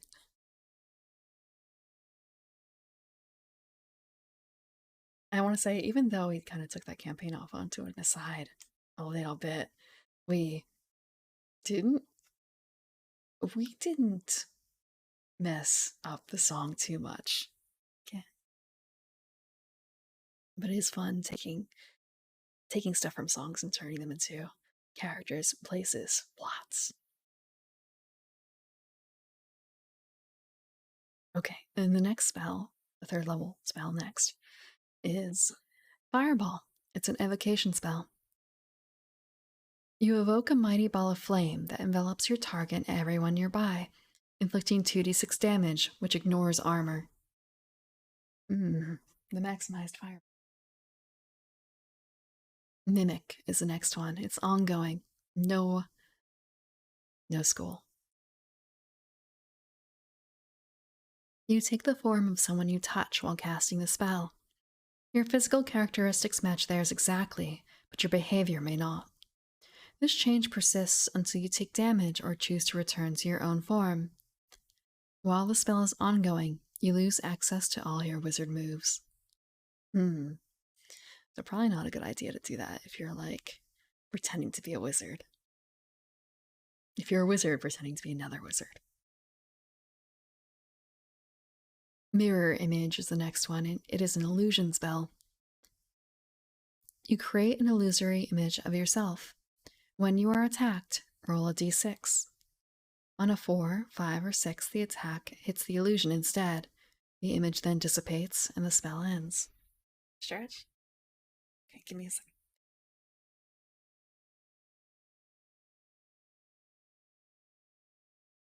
It's a bit sad, but... Okay, yeah, the mic kind of eats some of the noises.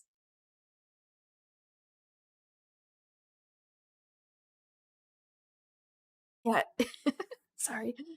Let me do something real quick. There's probably gonna be a weirdness in the audio quality.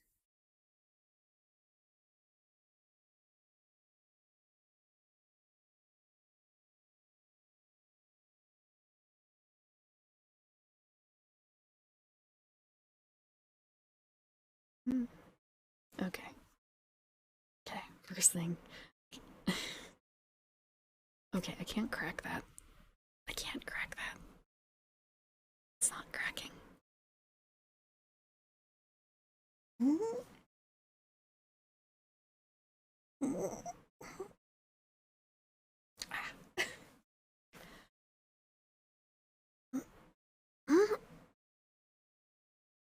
Okay. Kind of stretched twice there. There's gonna be another little bit of silence because I'm gonna turn the noise removal back.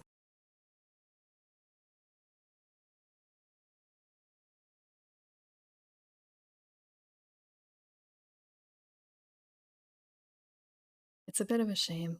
Like when I'm doing the ASMR, I need to have noise removal on, otherwise I think quality gets like a little too scratchy. But otherwise, like I turn noise removal off. But maybe one day in the future, I will have a more soundproofed area where I don't need to rely so heavily on NVIDIA broadcast. Actually, maybe for the holidays. Maybe for the holidays.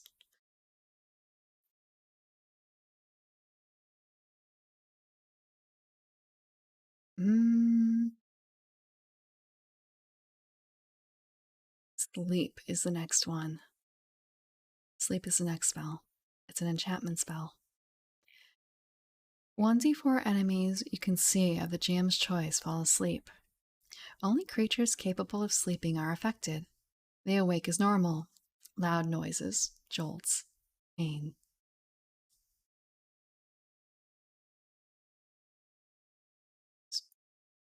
Swell.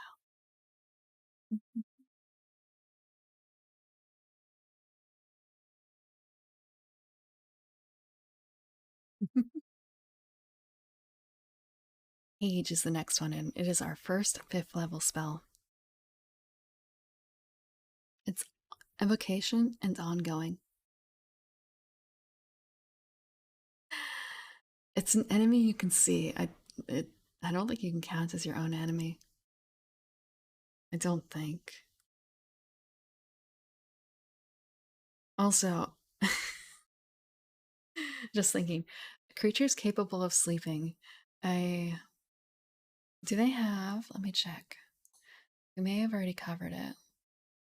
We have not. Uh, oh, unless it's in Folk of the Realm. Give me a second. No, that's not it. Just more so. So they have like the differences in the races in terms of how it works for classes. I was wondering if there was a bit more in terms of, is there anything else particular to uh, elves or halflings or dwarves that should be known that aren't applicable past classes? Because I've definitely had it happen where, oh, elves cannot be put to sleep, therefore people tend to forget that and it messes up their plans a lot. So if you're an elf, it might also not work. It just won't. You're gonna need to ask a friend to help you go to sleep. Or rather, ask an enemy. Ask an enemy to help you go to sleep. Make a friend. Make a friend, then make them an enemy, and then ask.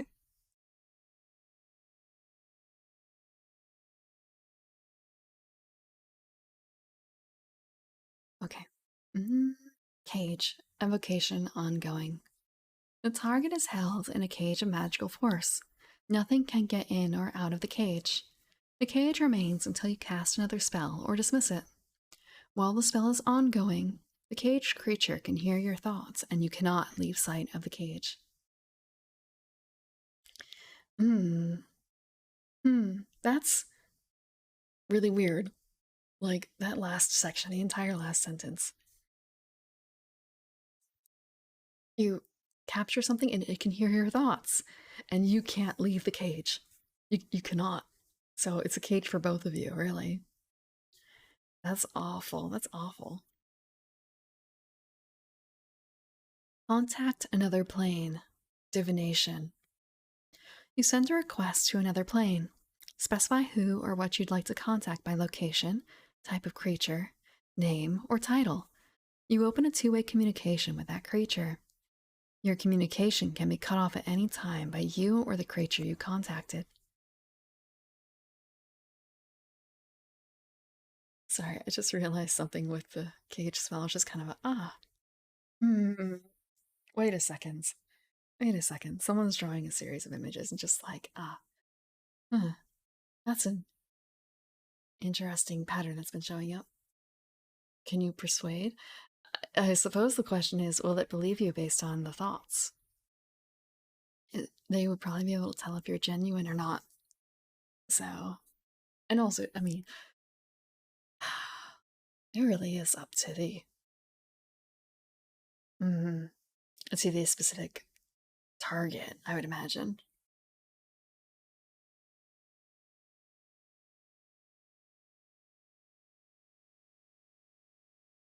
Mm, and also thinking about like, okay, so you can understand if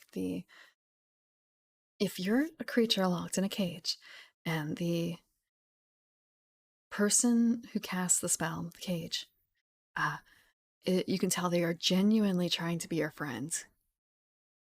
What are your feelings on that? Do you think you would actually trust would you actually trust them?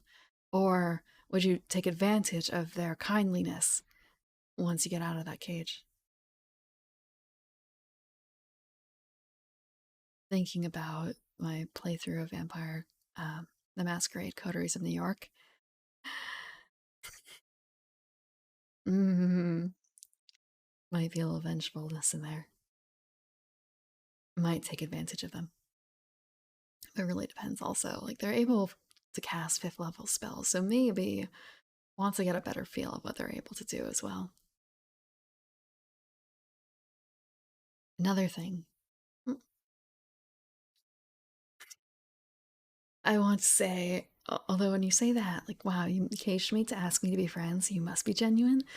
I also, that brings to mind, I have a cat that I caged earlier this year, over half a year ago now, and I had to keep her caged. We had to keep her caged. We went through uh, an outside group, like together, to try and deal with her because she had some health issues outside as a semi feral cat. And So like, she, mm, essentially, yes, we caged her to ask her to be friends. And as you can imagine, she was not thrilled. She was not thrilled, this cat. She's out of the cage now, and she's become a lot friendlier. But she's still not like actually friends, you know? So it's kind of a, yeah, okay, I have some real life experience here with trying to cage a friend. It doesn't really work. Or trying to cage something intending to be its friend. It doesn't really work. Also, I caged her twice, so maybe that may have hurt it too. But now I can at least pet her. It took like 5 or 6 months to get that. It's animal handling. It's animal handling skill. And mm, there's a lot of backsliding there. There's a lot of backsliding because uh, her tail was injured. So like having to take care of that, having to like wrestle her to put the cone on her, and then she ended up having to get the tail amputated anyway. So like there was that. But you know, 4 more months past that of feeding and caring. What level do you need an animal handling to pet a cat? Um, it depends on the cat. I have one cat that will literally throw herself at you to get pet. Another one you need to be like, you need a positive modifier to pet. Ah, and then there's the third one who is like, ah, I think you actually need proficiency. You need proficiency. But yeah, I don't know how. I mean, she probably still holds a grudge. Honestly, she probably still does. Like she won't come up onto the bed with me. She will not cuddle. She's still a bit afraid. She still hides unless it's feeding time. When it's feeding time, I lure her with food and then I can pet her a bit. I can get the chin scritches, I can get the back pets and the side pets. But she only tolerates so much of that. Oh, yeah, treats. Yeah, she is treat trained. Sort of. Sort of. Food is a great motivator. But I think you need a base level of trust in order to get to that point. I don't think if some stranger came in with the food, she would be so friendly. The same thing with one of my other cats. Mm, he needs to be desperate for it to work, for the food to work. And then there's Xanax mom, who's just like, hey, I just met you, but like, hold me, pet me, love me, worship me. She's a bit zonked on drugs, but that only heightens her friendliness. And she was a friendly cat before that as well. Mhm.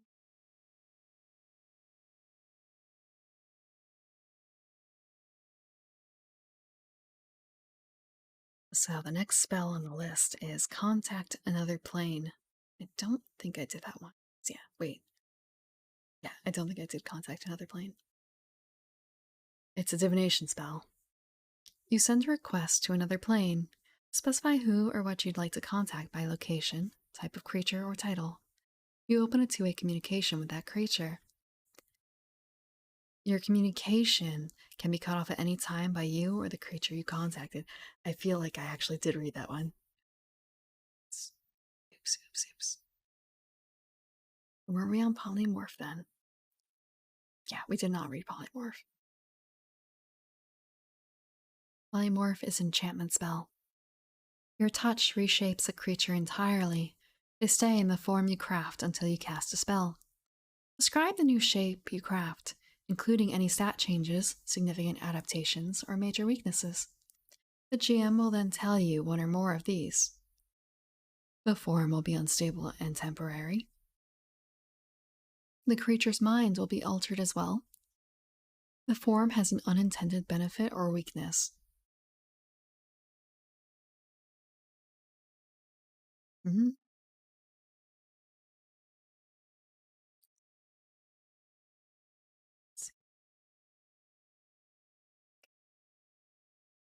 Summon Monster. It's a, a summoning ongoing spell. A monster appears and aids you as best it can. Treat it as your character, with access only to the basic moves. It has a +1 modifier for all stats, 1 hit point, and uses your damage dice. The monster also gets your choice of 1d6 of these traits.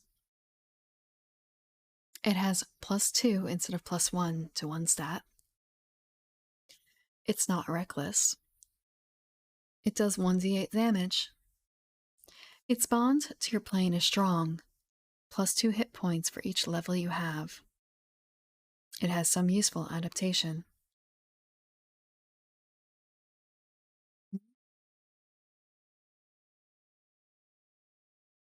The GM will tell you the type of monster you get based on the traits you select. The creature remains on this plane until it dies, or you dismiss it. While the spell is ongoing, you take -1 to cast a spell.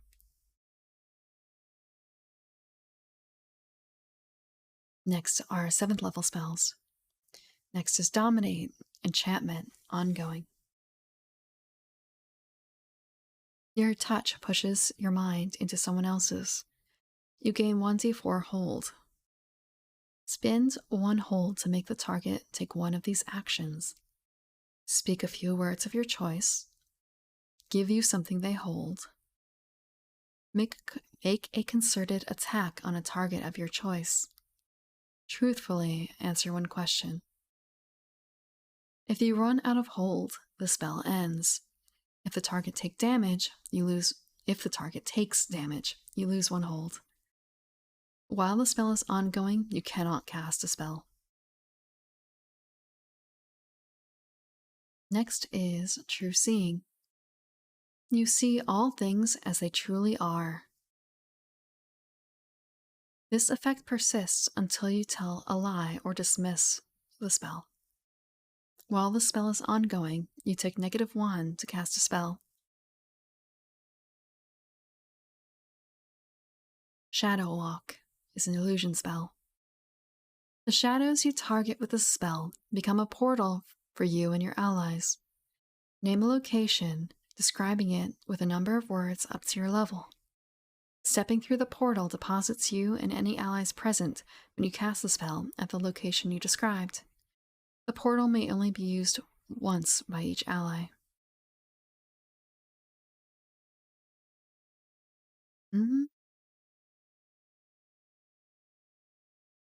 Contingency is an evocation spell.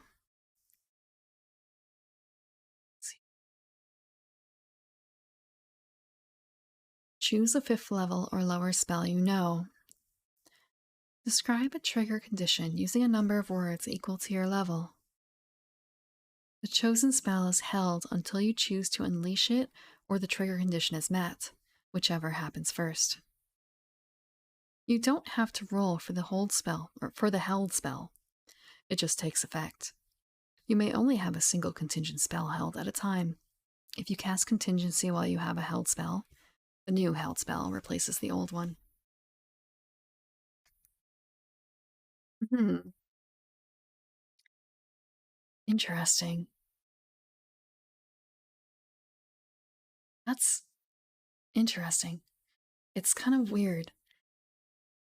So, like, you have to roll for the contingency, I suppose, but the spell you cast with it is free. That's sneaky. It's a sneaky wizard thing. The next one is not so sneaky, though. Cloud Kill, Summoning. A cloud of summoning ongoing. Sorry, it's on a new line. A cloud of fog drifts into this realm from beyond the black gates of death, filling the immediate area. Whenever a creature in the area takes damage, it takes an additional separate 1d6 damage, which ignores armor. This spell persists so long as you can see the affected area, or until you dismiss it. And remember, the Black Gates of Death is an actual thing here in this game. You can meet death and talk to death. Oh, this one's a little ruined for me. I'm looking at the 9th level spells, and the first one is something that I would. Is it antipathy? Antipathy. All I can think of is like antipasta. It's not the same. Of course, of course, of course. Antipathy. Enchantment. Ongoing. Choose a target and describe a type of creature or an alignment. Creatures of the specified type or alignment cannot come within sight of the target. If a creature of the specified type does find itself within sight of the target, it immediately flees.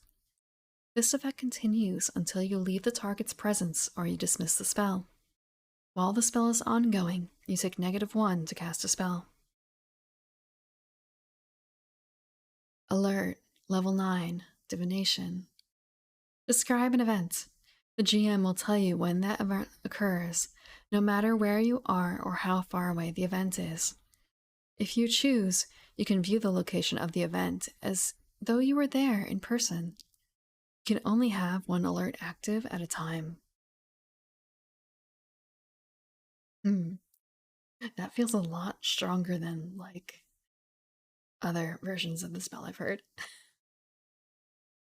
Just, But then again, it's a 9th level version.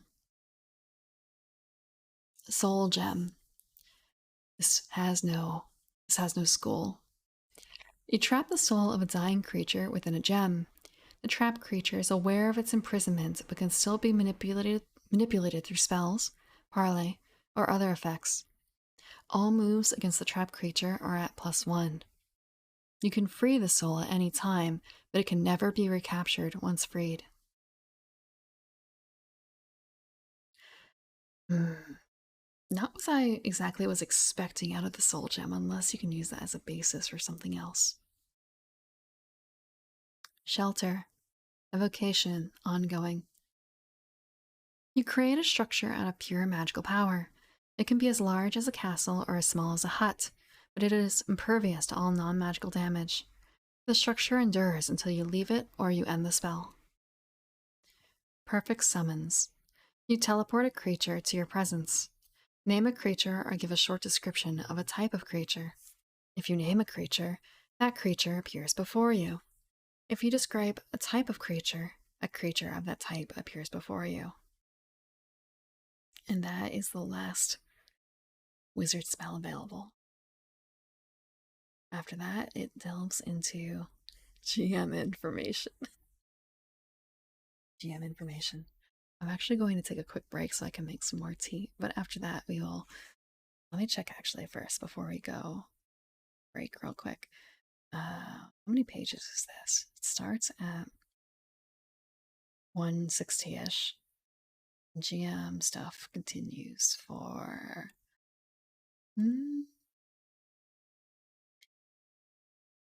15 pages. 15 pages is terrible. It's not so bad. That might be the last section I read, though, depending. Let's go. But I will be back in. So I'm also going to run an ad. real quick. So to get rid of the, if anyone joins, it gives you like a minute or 30 minutes or something ad free for people who join, right? If you run an ad. Maybe my first time actually like doing this, so it's a test. But I will be back in a few minutes. I will do the. Okay, I can do water right now first. I have. Oh wow. Okay, that tea was really strong. That was like the dragon tea.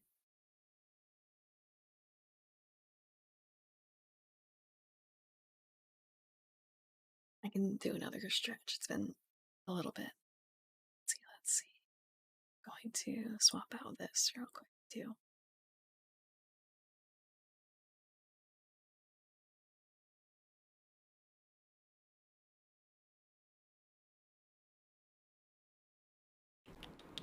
Okay. Can I pop it?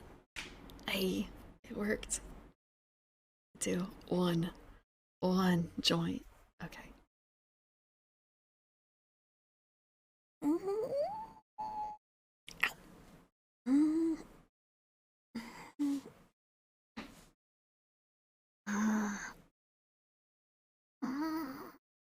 Okay, ow. Ow.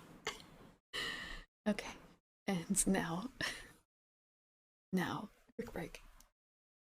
I will see you in a few minutes.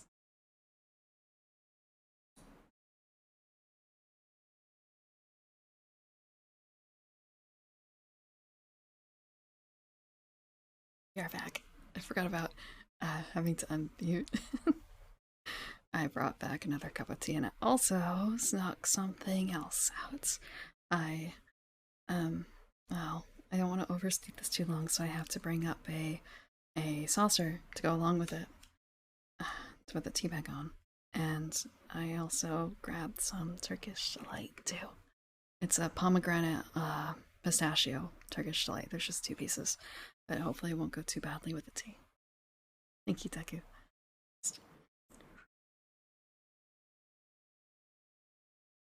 I found one more bag of like the licorice throat tea. So like, throat's still 100%. I'm gonna break out the big bad licorice. Mm.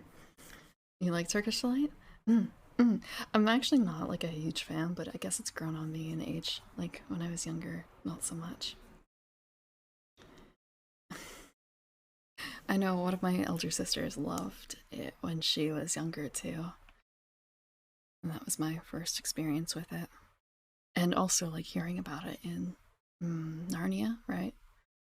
The kids love Turkish delight. But then again, thinking about that, chances for sweets were not exactly common, were they? Necessarily. And it keeps fairly well. It's a solid block. I have I have a box of this, and it is, there's probably like 25 plus more pieces in there, and I only took 2. Like, then again, you don't need a whole lot because it's a very strong flavor.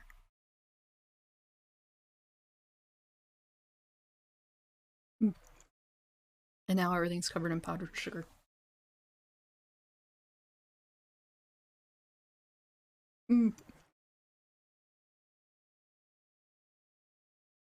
Okay, yeah, that was a lot of powdered sugar.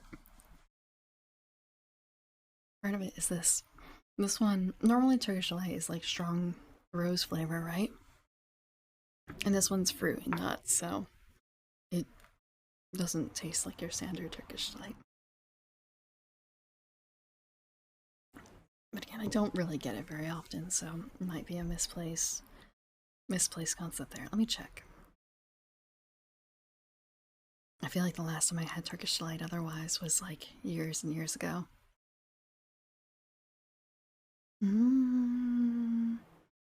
Okay. So it doesn't have to be rosewater flavored. It could be lemon or bergamot orange or mastic gum. I don't know what mastic gum. Oh.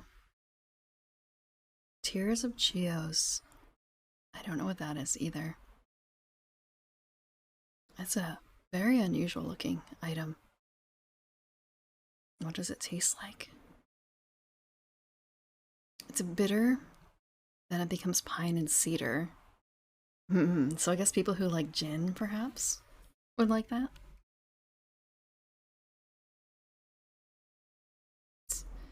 Yeah, I think I prefer the fruit flavored ones. Fruit and nut. Oh, and they also have cinnamon or mint. Ow, ow, ow, ow. I just. Okay. I took a sip of tea and I burnt my lip a little bit. Okay. Mostly cool down. Mostly cool down. I'm gonna hold off on that. So we're going to read about the GM in Dungeon World. Oh. I don't want to lose that apostrophe. No, apostrophe the quotation marks.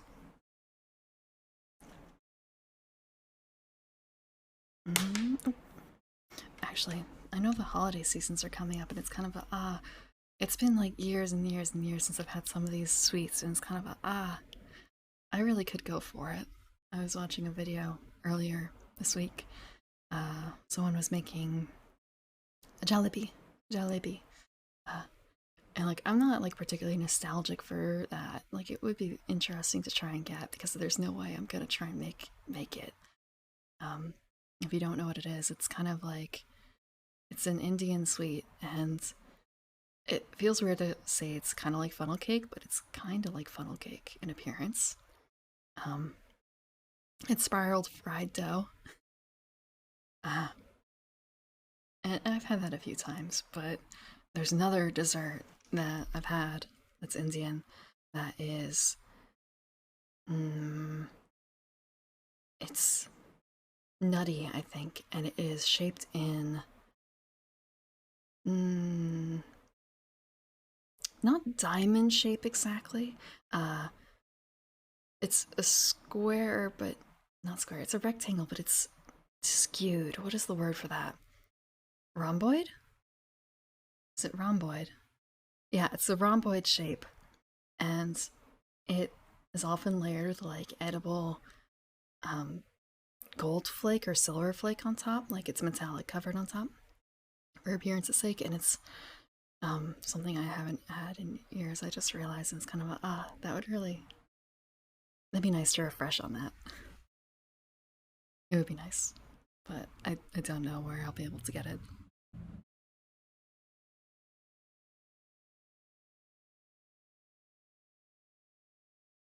Mm, it's I want to say it's not actually like that fancy. What is it? I look up like Indian sweets.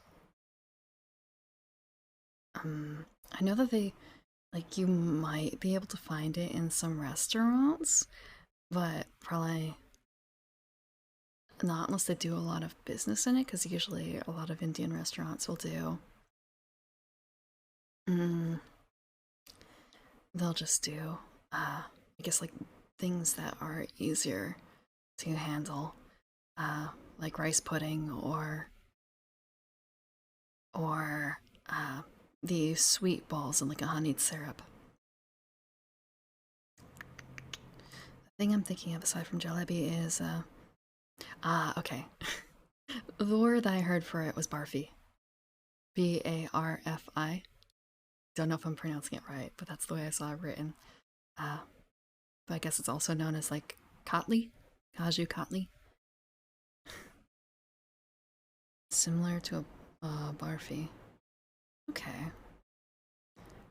but yeah, it's nice looking for the holidays because with the shape of it being a rhomboid, you can and with them being covered in foil, essentially like edible foil, uh, you can kind of like merge it into looking like a Christmas star or something like that, or like holiday stars.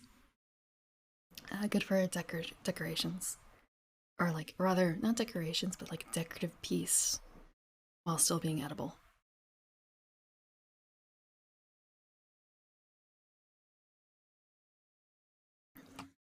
But it is a dense dessert. What is the name of the other thing I'm thinking of? What is the name? Okay, it's not. Gulab jamun is the other thing I'm thinking of. The balls soaked in syrup. I think that's one of those common things that I've seen in restaurants. Mm-mm. Oh man, I shouldn't be looking at all these sweets.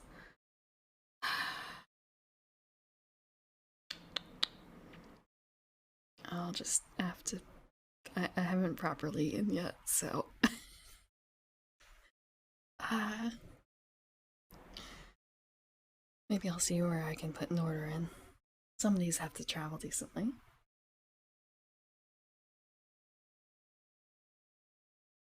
Okay, so Dungeon World, the GM, 15 pages. 15 pages of advice for the GM. Is there anything else? I mean, there's content after that, but more so. Yeah, 15 pages of advice for the GM. There are many different fantasy genres, each with their own style or advice for GMing. Dungeon World is designed for one of those styles in particular. A world of elves, orcs, dragons, and magic, where dark dangers mix with light-hearted adventure.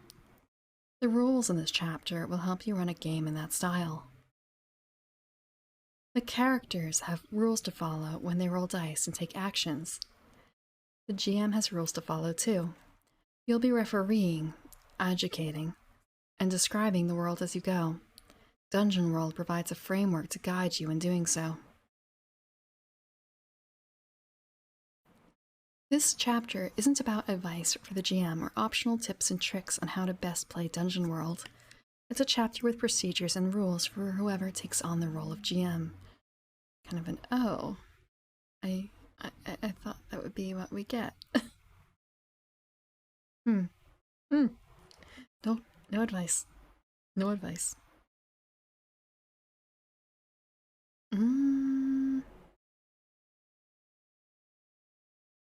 GMing Dungeon World, a framework. Running a game of Dungeon World is built on these: the GM's agenda, principles, and moves. The agenda is what you set out to do when you sit down at the table. The principles are the guides that keep you focused on that agenda.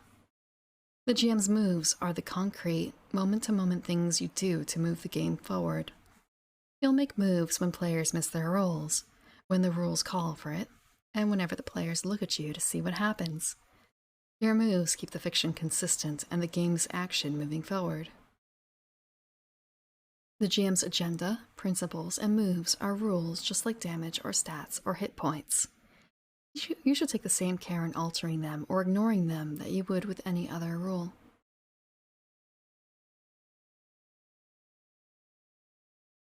Changing the rules that make Dungeon World work the way it does, including changing the GM rules, is covered in the Advanced Delving chapter on page 345. We're on page 160. 160. How to GM.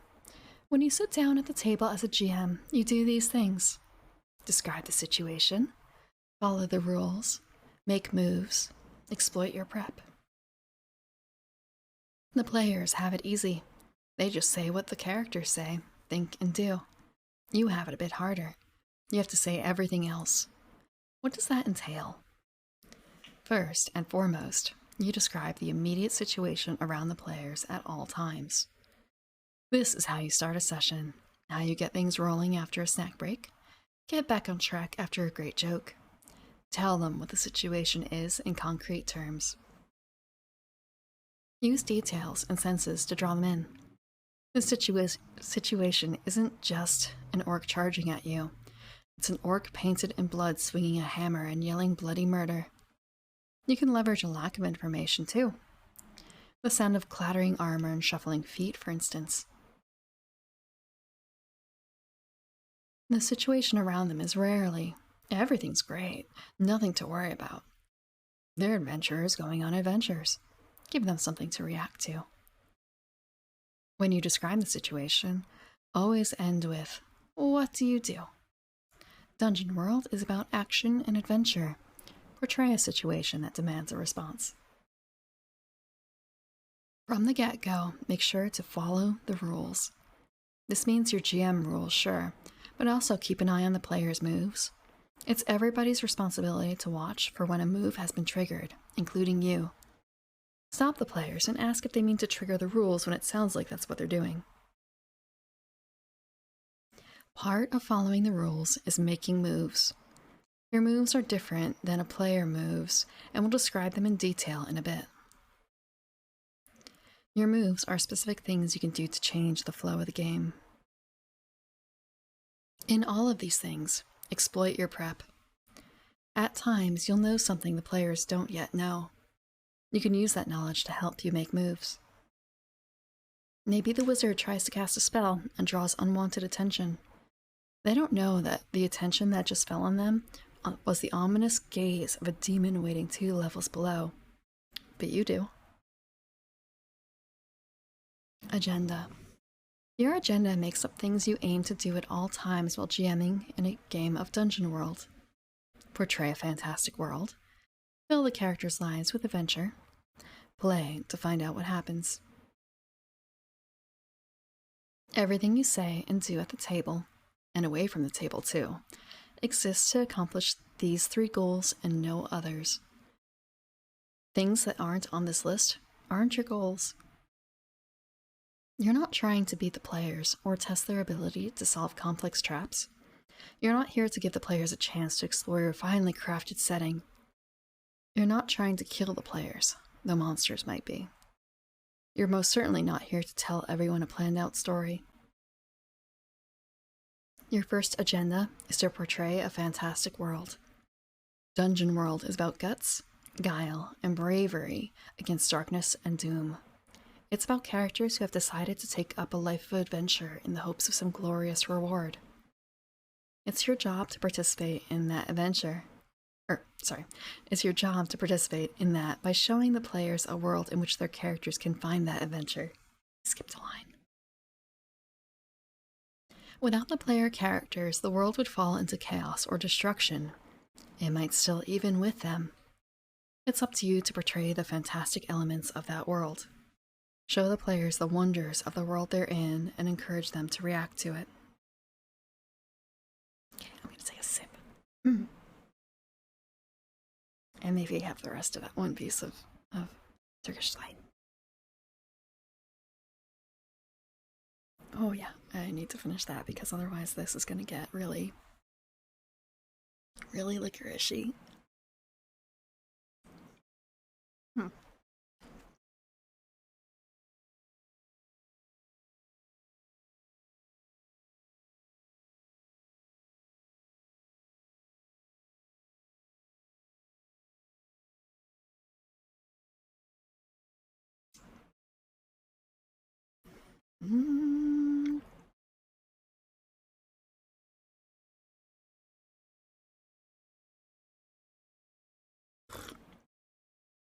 Okay.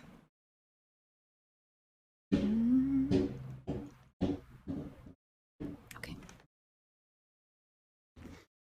Filling the characters' lives with adventure means working with the players to create a world that's engaging and dynamic.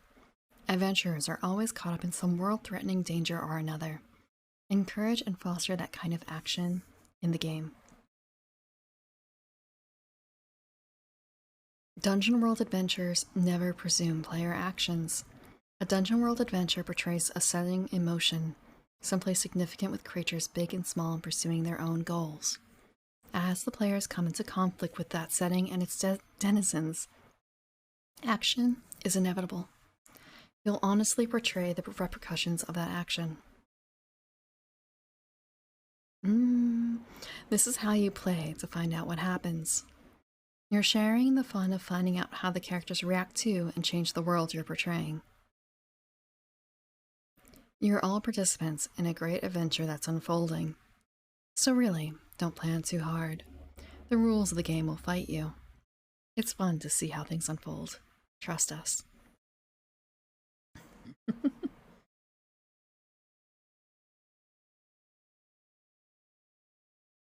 Principles.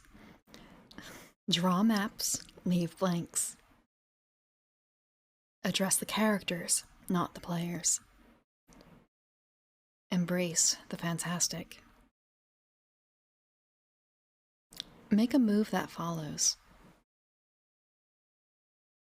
Never speak the name of your move.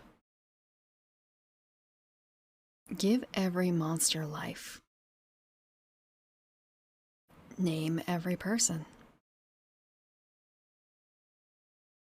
Ask questions and use the answers. Be a fan of the characters. Think dangerous. Begin and end with a fiction. Think off-screen, too.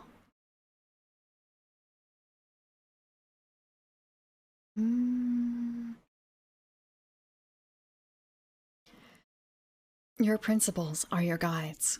Often, when it's time to make a move, you'll already have an idea of what makes sense. Consider it in light of your principles and go with it if it fits. And now we explain the different things that they talked about earlier, the different principles. Oh my god, looking at one of the sidebars. Draw maps, leave blanks. Dungeon World exists mostly in the imaginations of the people playing it. Maps help everyone stay on the same page. You won't always be drawing them yourself, but anytime there's a new location described, make sure it gets added to a map. When you draw a map, don't try and make it complete. Leave room for the unknown. As you play, you'll get more ideas, and the players will give you inspiration to work with. Let the maps expand and change. I think that's a really, really good idea. It's all well and good to have like the entire world plans out, I guess, and building one big cohesive world. But there's also something to be said of letting it start small and spiral from there.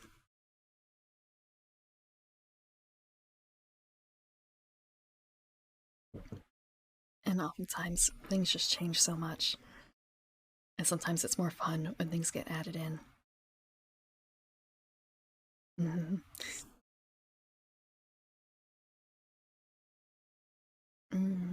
I want to say I had a. I created a hometown that was called Ferryside, as in like the other side of the other side of the ferry, because it was a port town, and the player who heard it first thought, "Oh, Ferryside," and it's kind of a, well, no, but I didn't say the but out loud, but more so.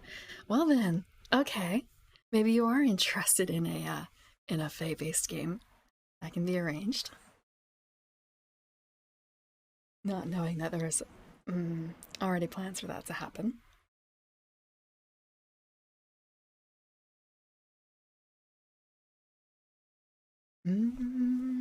Why can't the port town be a port town to two places at once?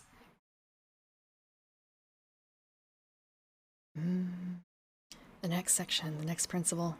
Address the characters, not the players. Addressing the characters, not the players, means that you don't say, Tony, is this Dunwich doing something about that white? Or is Dunwich doing something about that white? Instead, you say, Dunwich, what are you doing about the white? Speaking this way keeps the game focused on the fiction and not the table. It's important to the flow of the game, too. If you talk to the players, you leave out details that are important to what moves the characters make. Since moves are always based on the actions of the character, you need to think about what's happening in terms of those characters, not the players portraying them. And the sidebar for this section, this principle is, I can't do the voice because I don't know what the voice sounds like. Don't use my real name. It's a quote from Kevin from Frisky Dingo. I know what Frisky Dingo looks like, but I never watched it. It did not, it didn't interest me at the time. I want to say a lot of these references did not age very well, did they? Like, is anyone going back and watching Frisky Dingo this many years on?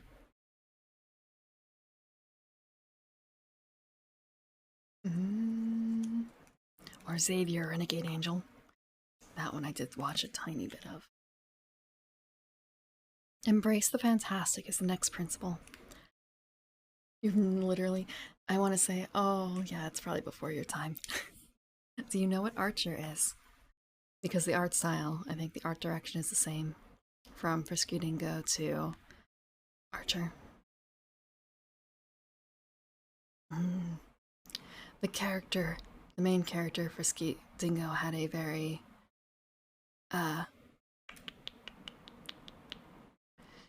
very distinct face. You've never watched Archer? Okay, Frisky Dingo was from 2006 to 2008. That's when it aired. So, like 2 seasons, probably at best. So it's been 15 years. That might explain why then, huh? 15-ish years since Frisky Dingo aired. Wow, okay, that's putting some things into perspective now. Oh, but you have seen Xavier? What? It's not like it got a It's not like it came out again, right? Or did it really just become that much of a cult classic?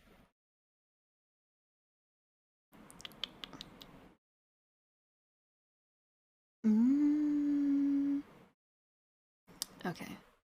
Yeah, Xavier was from the same uh, time period. Okay. Embrace the fantastic. Magic, strange vistas, gods, demons, and abominations.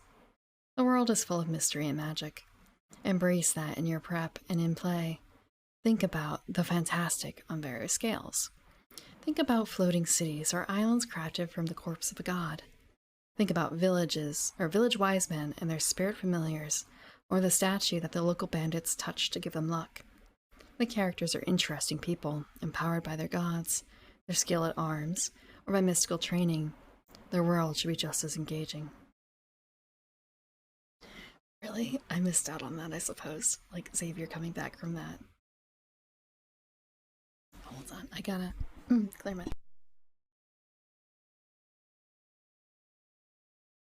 Okay, okay. That's so licorice.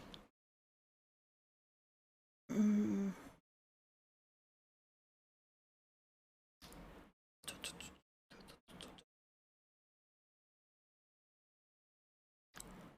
Make a move that follows. When you make a move that you're actually when you make a move, what you're actually doing is taking an element of the fiction and bringing it to bear against the characters. Your move should always follow from the fiction. They help you focus on one aspect of the current situation and do something interesting with it. What's going on? What makes sense here?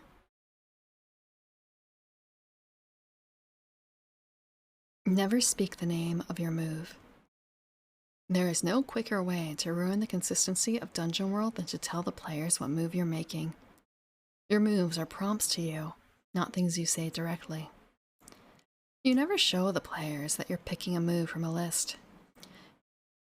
You know the reason the slavers dragged off Omar was because you made the put someone in a spot move, but you show it to the players as a straightforward outcome of their actions, since it is.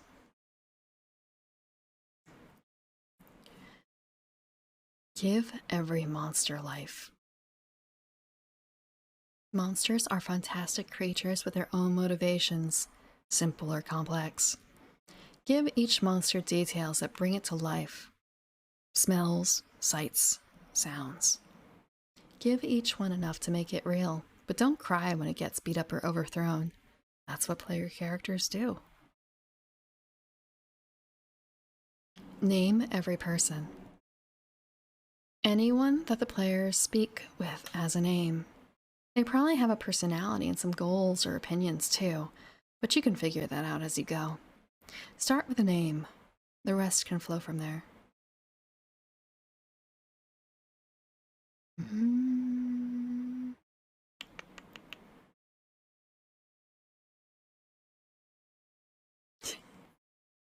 Sure check. Okay, I was leaning to the side. I was leaning to the side. I will fix that. I'm going to actually have the other one because I want to move the tea back out. I'm gonna have the other Tückestein.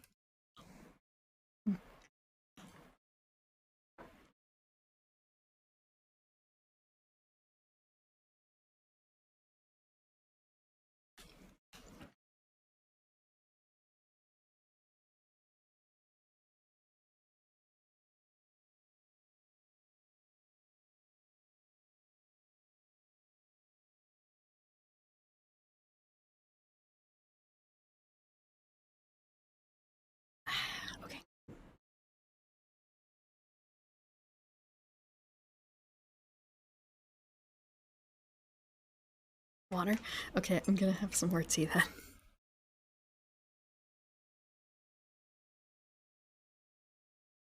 I feel like I also want to try some licorice sweets again, simply because last time I had them, I didn't like licorice, and now I've somewhat warmed up to it with the repeated exposure through tea. And I want to say my throat feels a lot better after the licorice tea and the. I like it's probably the licorice tea and not the Turkish delight, but it could be a combination of both.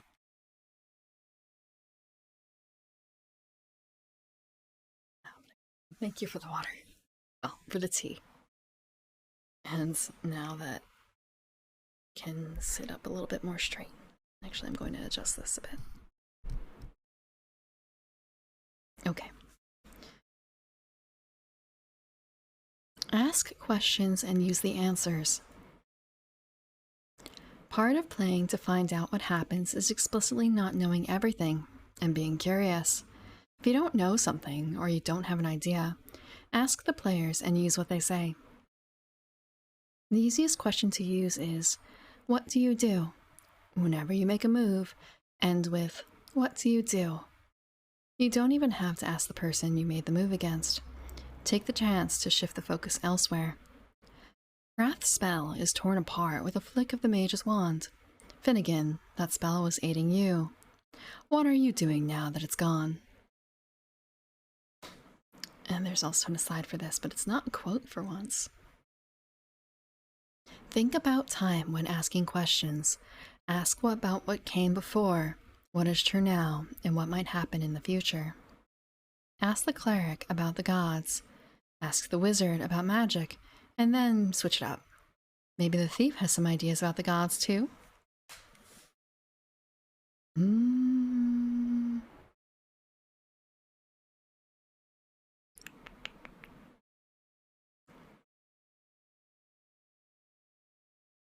Let's see. Be a fan of their characters. Think of the players' characters as protagonists in a story you might see on TV. Cheer for their victories and lament their defeats. You're not here to push them in any particular direction, merely to participate in fiction that features them and their actions. Think dangerous. Everything in the world is a target. You're thinking like an evil overlord. No single life is worth anything, and there is nothing sacrosanct. Sacrosanct. There is nothing sacrosanct. Everything can be put in danger. Everything can be destroyed. Nothing you create is ever protected. Whenever your eye falls on something you've created, think how it can be put in danger, fall apart, or crumble. The world changes. Without the character's intervention, it changes for the worse. All I can think of is, if you don't assign a stat block to it, it can... Or rather, once you assign a stat block to something, it can be killed. Which is why they tend to not give it to gods and such. Tend to. I want to say, like, some of the circumventing around that whole concept is, oh, so you destroyed like a fragment of the god, or you destroyed they describe them as usually like avatars of the god. So, like, you didn't truly kill the god. Even though the fragment was very strong. But just, I guess, in Dungeon World, I still don't expect the gods to necessarily fall to the players, but they could certainly fall to each other or fall to other things. There's always a bigger fish.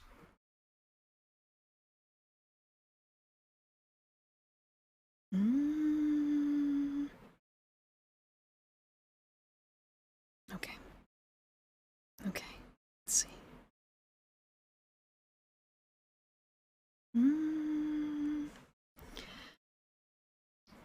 Begin and end with the fiction. Everything you and the players do in Dungeon World comes from and leads to fictional events. When the players make a move, they take a fictional action to trigger it. apply the rules, and get a fictional effect. When you make a move, it always comes from the fiction. Think off-screen, too. Just because you're a fan of the characters doesn't mean everything happens right in front of them. Sometimes your best move is in the next room, or another part of the dungeon, or even back in town. Make your move elsewhere and show its effects when they come into the spotlight. Moves. Whenever everyone looks to you to see what happens, choose one of these. Each move is something that occurs in the fiction of the game. They aren't code words or special terms. Use up your resources literally means to expend the resources of the characters, for example. Some example moves.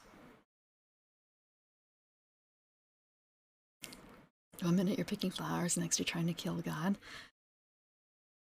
It takes some steps in between, you know? There's some steps in between there. Well, maybe. Depends on what kind of campaign I guess you're playing.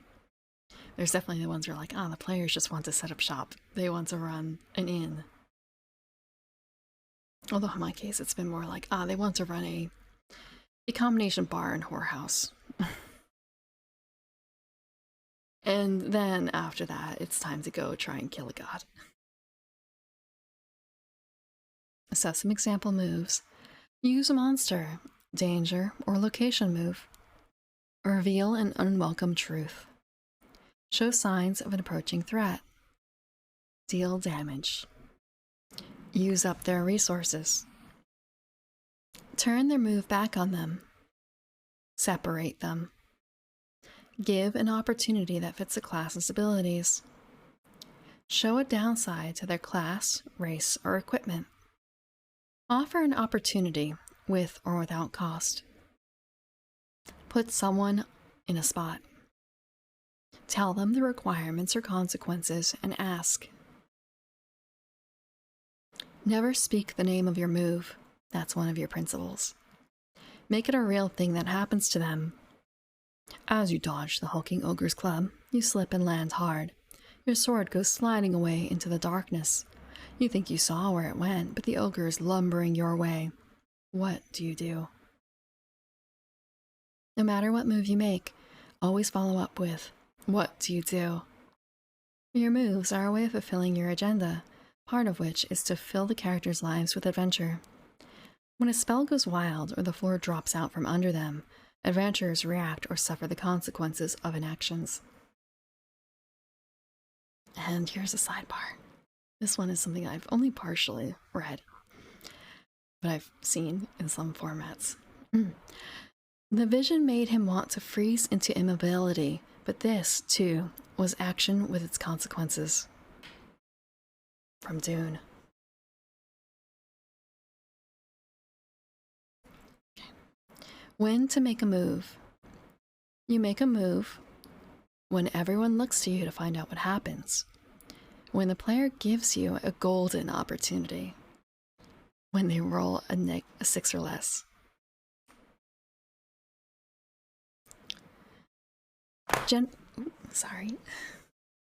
Generally, when the players are just looking at you to find out what happens, you make a soft move. Otherwise, you make a hard move. A soft move is one without immediate, irrevocable consequences. That usually means it's something not all that bad, like revealing that there's more treasure if they can just find a way past the golem. Offer an opportunity with cost. It can also mean something bad, but they have time to avoid it, like having the goblin archers lose their arrows. Show signs of an approaching threat, with a chance for them to dodge out of danger.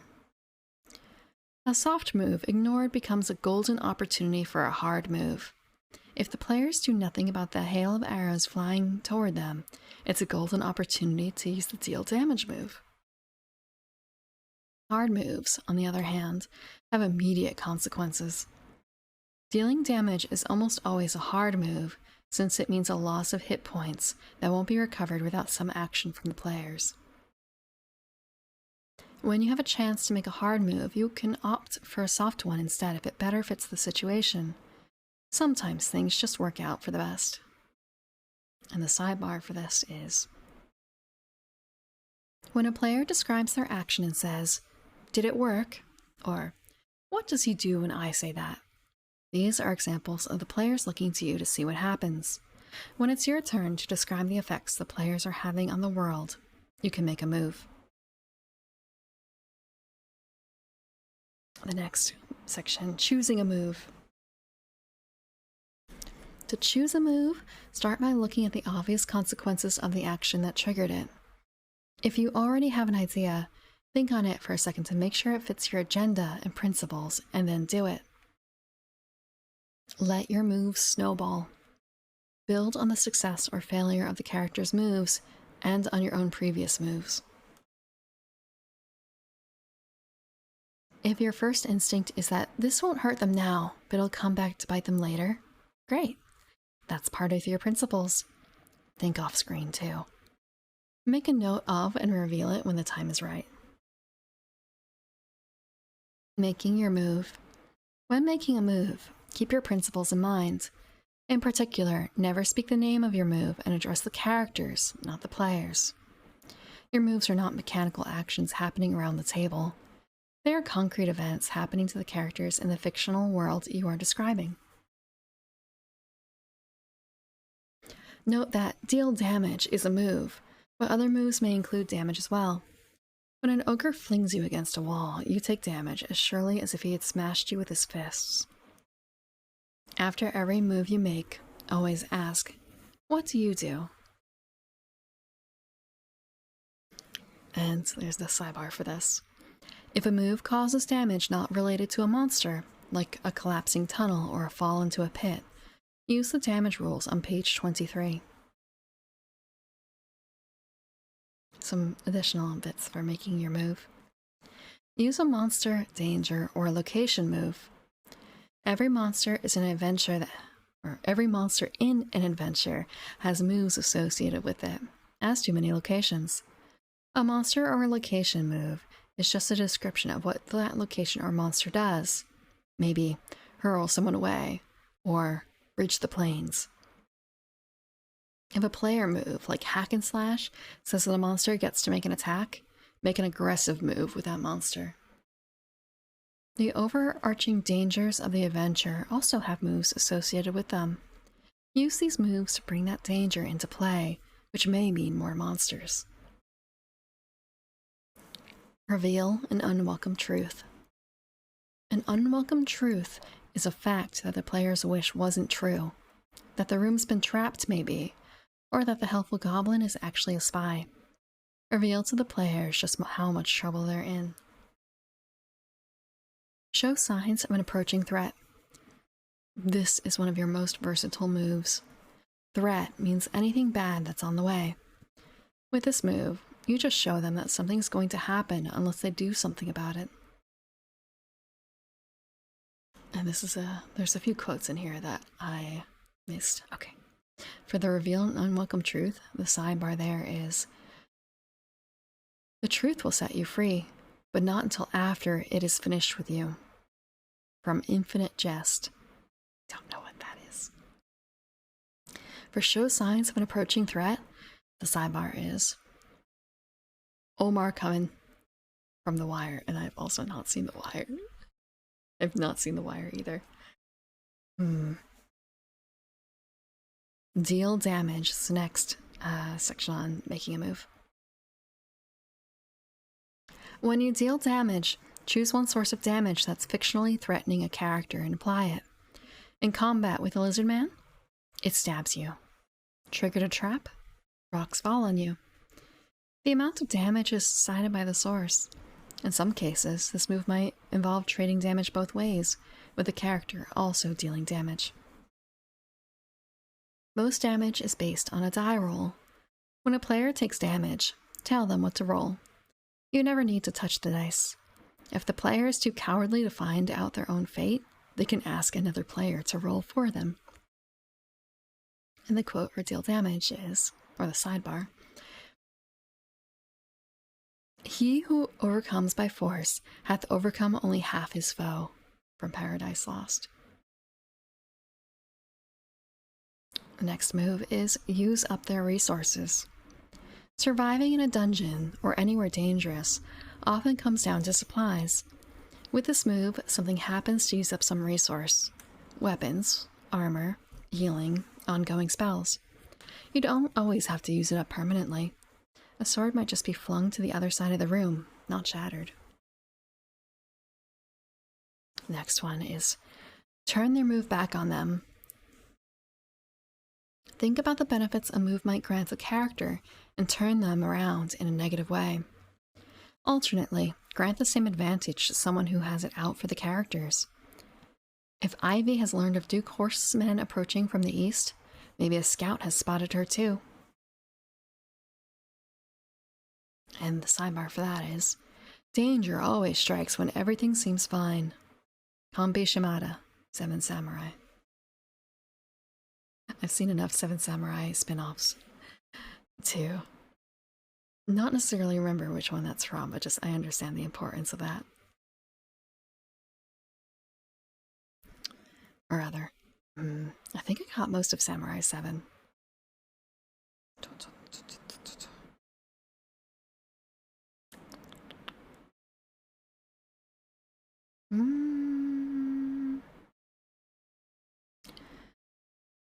Separate them.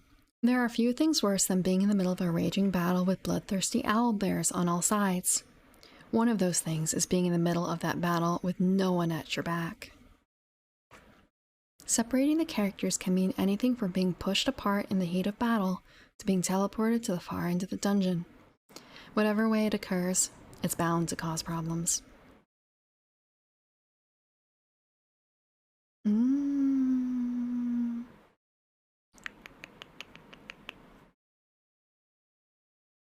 Let's see.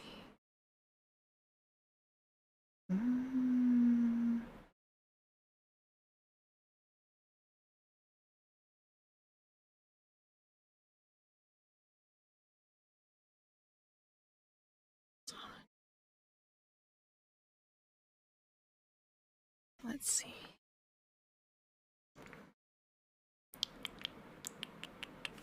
Making sure I didn't skip anything. Give an opportunity that fits a class's abilities. The thief disables traps, sneaks, and picks locks. The cleric deals with the divine and the dead. Every class has things they shine in. Present an opportunity that plays to what that one class shines at. It doesn't have to be a class that's in play right now, though. Sometimes a locked door stands between you and treasure, and there's no thief in sight. This is an invitation for invention, bargaining, and creativity. If all you've got is a bloody axe, doesn't every problem look like a skull? Let's see. Show a downside to their class, race, or equipment. Just as every class shines, they all have their weaknesses too. Do orcs have a special thirst for elven blood? Is the cleric's magic disturbing dangerous forces? The torch that lights the way also draws attention from eyes in the dark.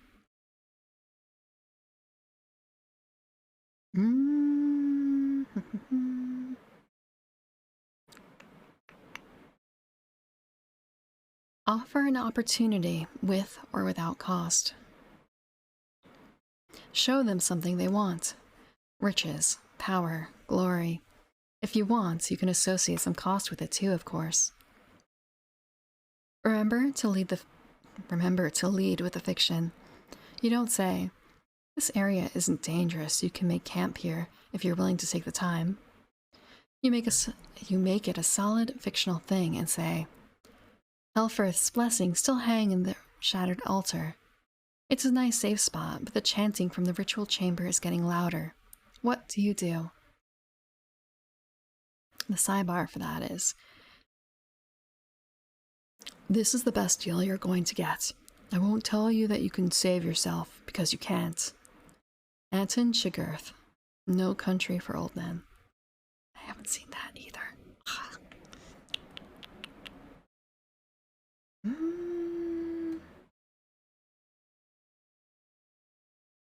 Put someone in a spot. A spot is something A spot is someplace where a character needs to make tough choices. Put them, or something they care about, in the path of destruction. The harder the choice, the tougher the spot. The sidebar for this is Do It to Julia from Winston, 1984.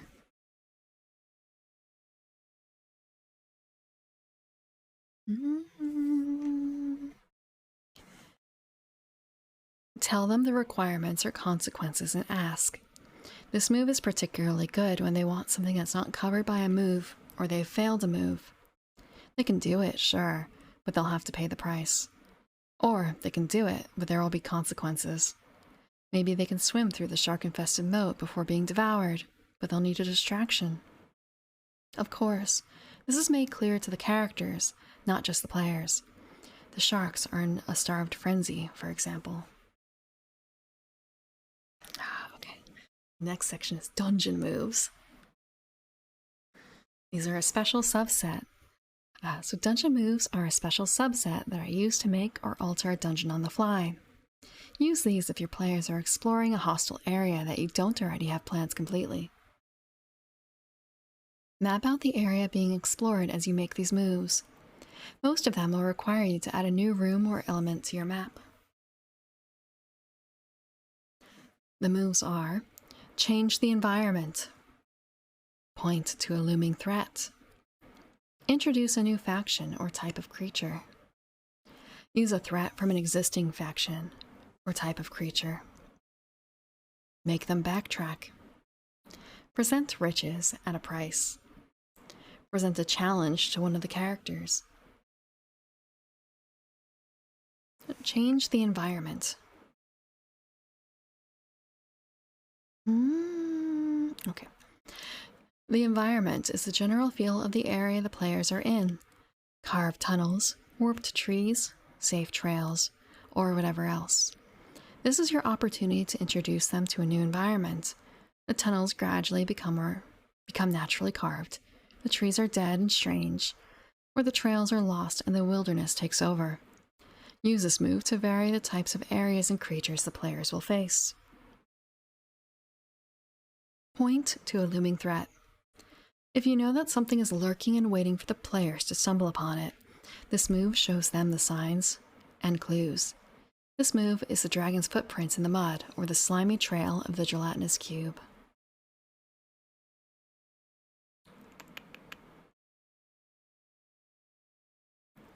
Introduce a new faction or type of creature.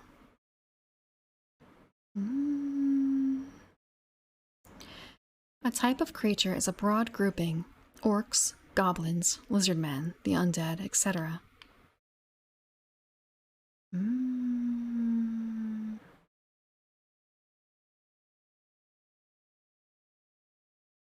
A faction is a group of creatures united by a similar goal.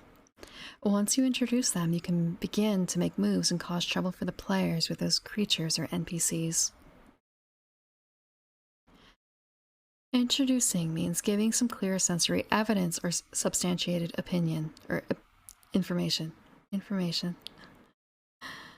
Don't be coy. The player should have some idea of what you're showing the presence of. You can, however, be subtle in your approach. No need to have the cultist overlord waving a placard and screaming in the infernal tongue every single time. Have a good night, Deku. A hard application of this move will snowball directly into a combat scene or ambush. Use a threat from an existing faction or type of creature. Okay.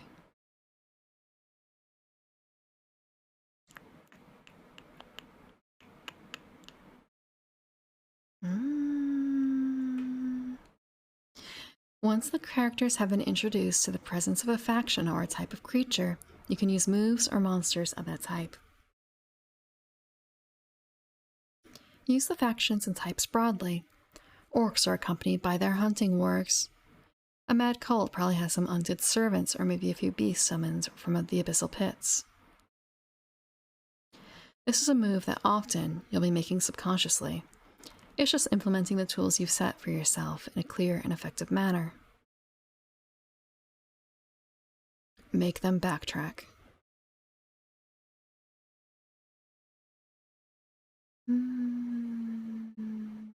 Looking at the spaces you've added to the map, or look back at the spaces you've added to the map. Is there anything useful there, as of yet undiscovered? Can you add a new obstacle that can only be overcome by going back there? Is there a locked door here, and now whose keys lie in an earlier room?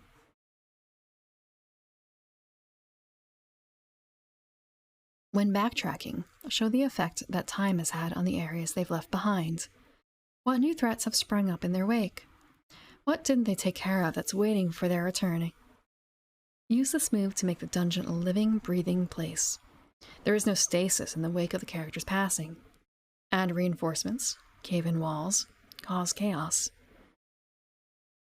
The dungeon evolves in the wake of the character's actions. I haven't seen this one for the sidebar either. Downward is the only way forward. Cobb, Inception. I missed Inception too. Present riches at a price. What do the players want? What would they sacrifice for it? Put some desirable item just out of reach. Find something they're short on. Time, hit points, gear, whatever. Find a way to make what they want available if they give up what they have. The simplest way to use this move is the promise of gold out of the way of the main objective. Will they stop to pry the ruby eyes from the idol when they know that the sacrifice looms closer and closer? Use this move and you can find out. Present a challenge to one of the characters. Challenge a character by looking at what they are good at.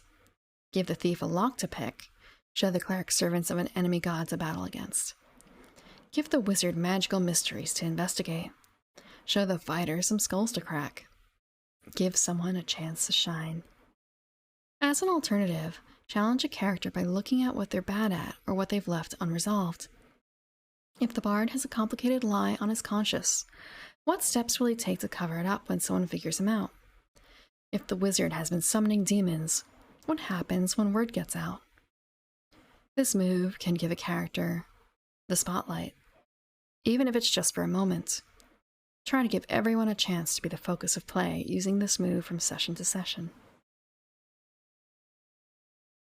And the last section for tonight is going to be dealing with common situations. Fairly short, because after that is the first session. I'll leave that for a different day. Dealing with common situations. Here are some common situations that come up in Dungeon World. Here's how to deal with them. Fights. Sooner or later, blades are drawn and blood is shed. When this happens, the players are likely to start hacking and slashing, volleying, and defending. Think about more than just the exchange of damage. Monsters might be trying to capture the characters or protect something from them. Understand what the fight is about, what each side wants, and how that might affect the tide of battle. No self-respecting monster just stands still for their beating. Combat is a dynamic thing with creatures moving in and out of range, taking cover, and retreating. Sometimes the battlefield itself shifts. Having your monsters take action that the players will react to. Make sure you're making use of moves beyond deal damage, even in a fight.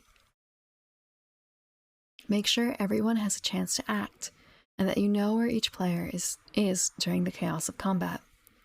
Make a map of a complex battle location so that everyone knows just what's happening and can describe their actions appropriately. Traps.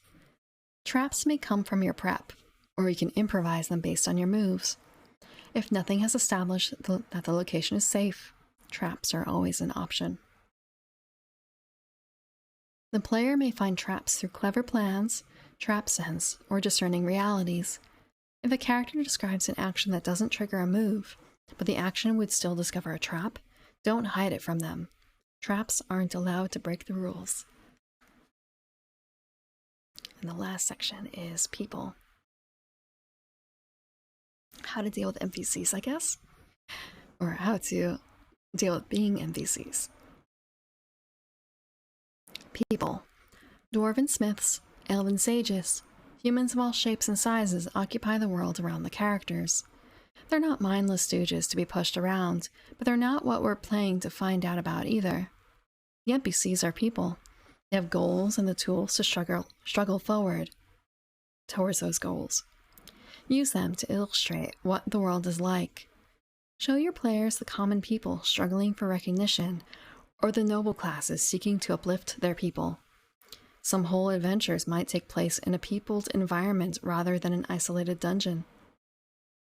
Some classes, the Bard in particular, are adept at manipulating and using people as resources. Don't shy away from those situations. Be a fan of these characters, giving them interesting, nuanced people to interact with. People, just like dungeons, change over time. The passing of the characters through their lives might inspire or enrage them. The characters' actions will cause the world to change, for good or ill, and the people they meet with will remember these changes. When the characters roll back through a town they were less than kind to on a previous visit, show them how the people are different now. Are they more cautious? Have they taken up a new religion? Are they hungry for revenge? Relationships between characters are represented by the bonds, but relationships with NPCs are more tenuous. If the players want to make real, lasting connections with the people of the world, they need to act. Remember, what do you do is as valid a question when faced with the hopes and fears of a potential new ally or enemy as it is when staring down the business end of a longsword. Okay. And that is the end. Oh, wait, there's one more tiny thing. There's an aside for the people section. It was just a very long section. The aside is, you can make a quick NPC with 2 roles using the rules in Appendix 4 on page 392. And we just hit page 174. 174 out of 410. So we're still not halfway through. And the next section is going to be, I'll have to plan out the schedule for the upcoming week. But the next section in the book is first session. And that's where we're going to leave off for tonight. Let's see. I still have a bit of tea left. But I can use that while I'm looking for who to raid here today. Let's see. Is there anyone streaming? Reading right now?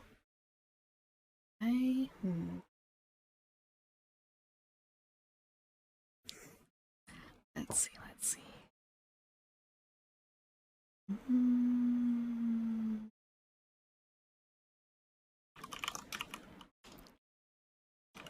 I really should be putting this on like a search.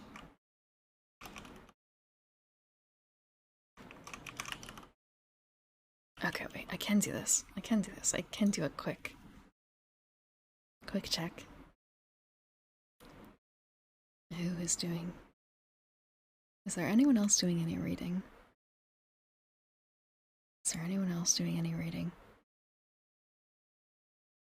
There's... I don't know what that is.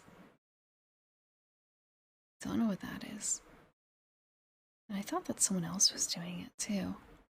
Like, when I looked at that. Thank you for the water. It's more like, but wasn't this person literally just on my list? Did they already end? Where are they? I want to say this was a lot of things in delay. I feel like I can't exactly tell what my DM was doing. Sorry. Okay, she's still on. So why is she showing up as not on the list? Oh, okay. So we're going to go to Ari. I've raided into her before. She's currently doing ASMR. She's been up. Oh, she's doing an endurance stream, I think, actually. But she is a jackalope, I believe.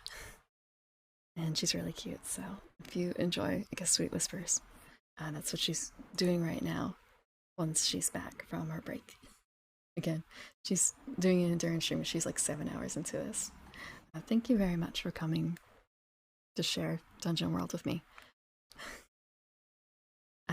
So this upcoming week on Tuesday, I'm not certain what I'll be playing, but Wednesday I'm going to have Juniper Heartstrings on, the Ragdoll VTuber, and we're going to play Patchwork together. It's a digital board game, or a board game that's been digitized, and it's about quilting, so it's gonna be fun. It's a 2-player game, competitive, I think, and we'll see where we go from there. Thank you again very much for coming, and have a good night.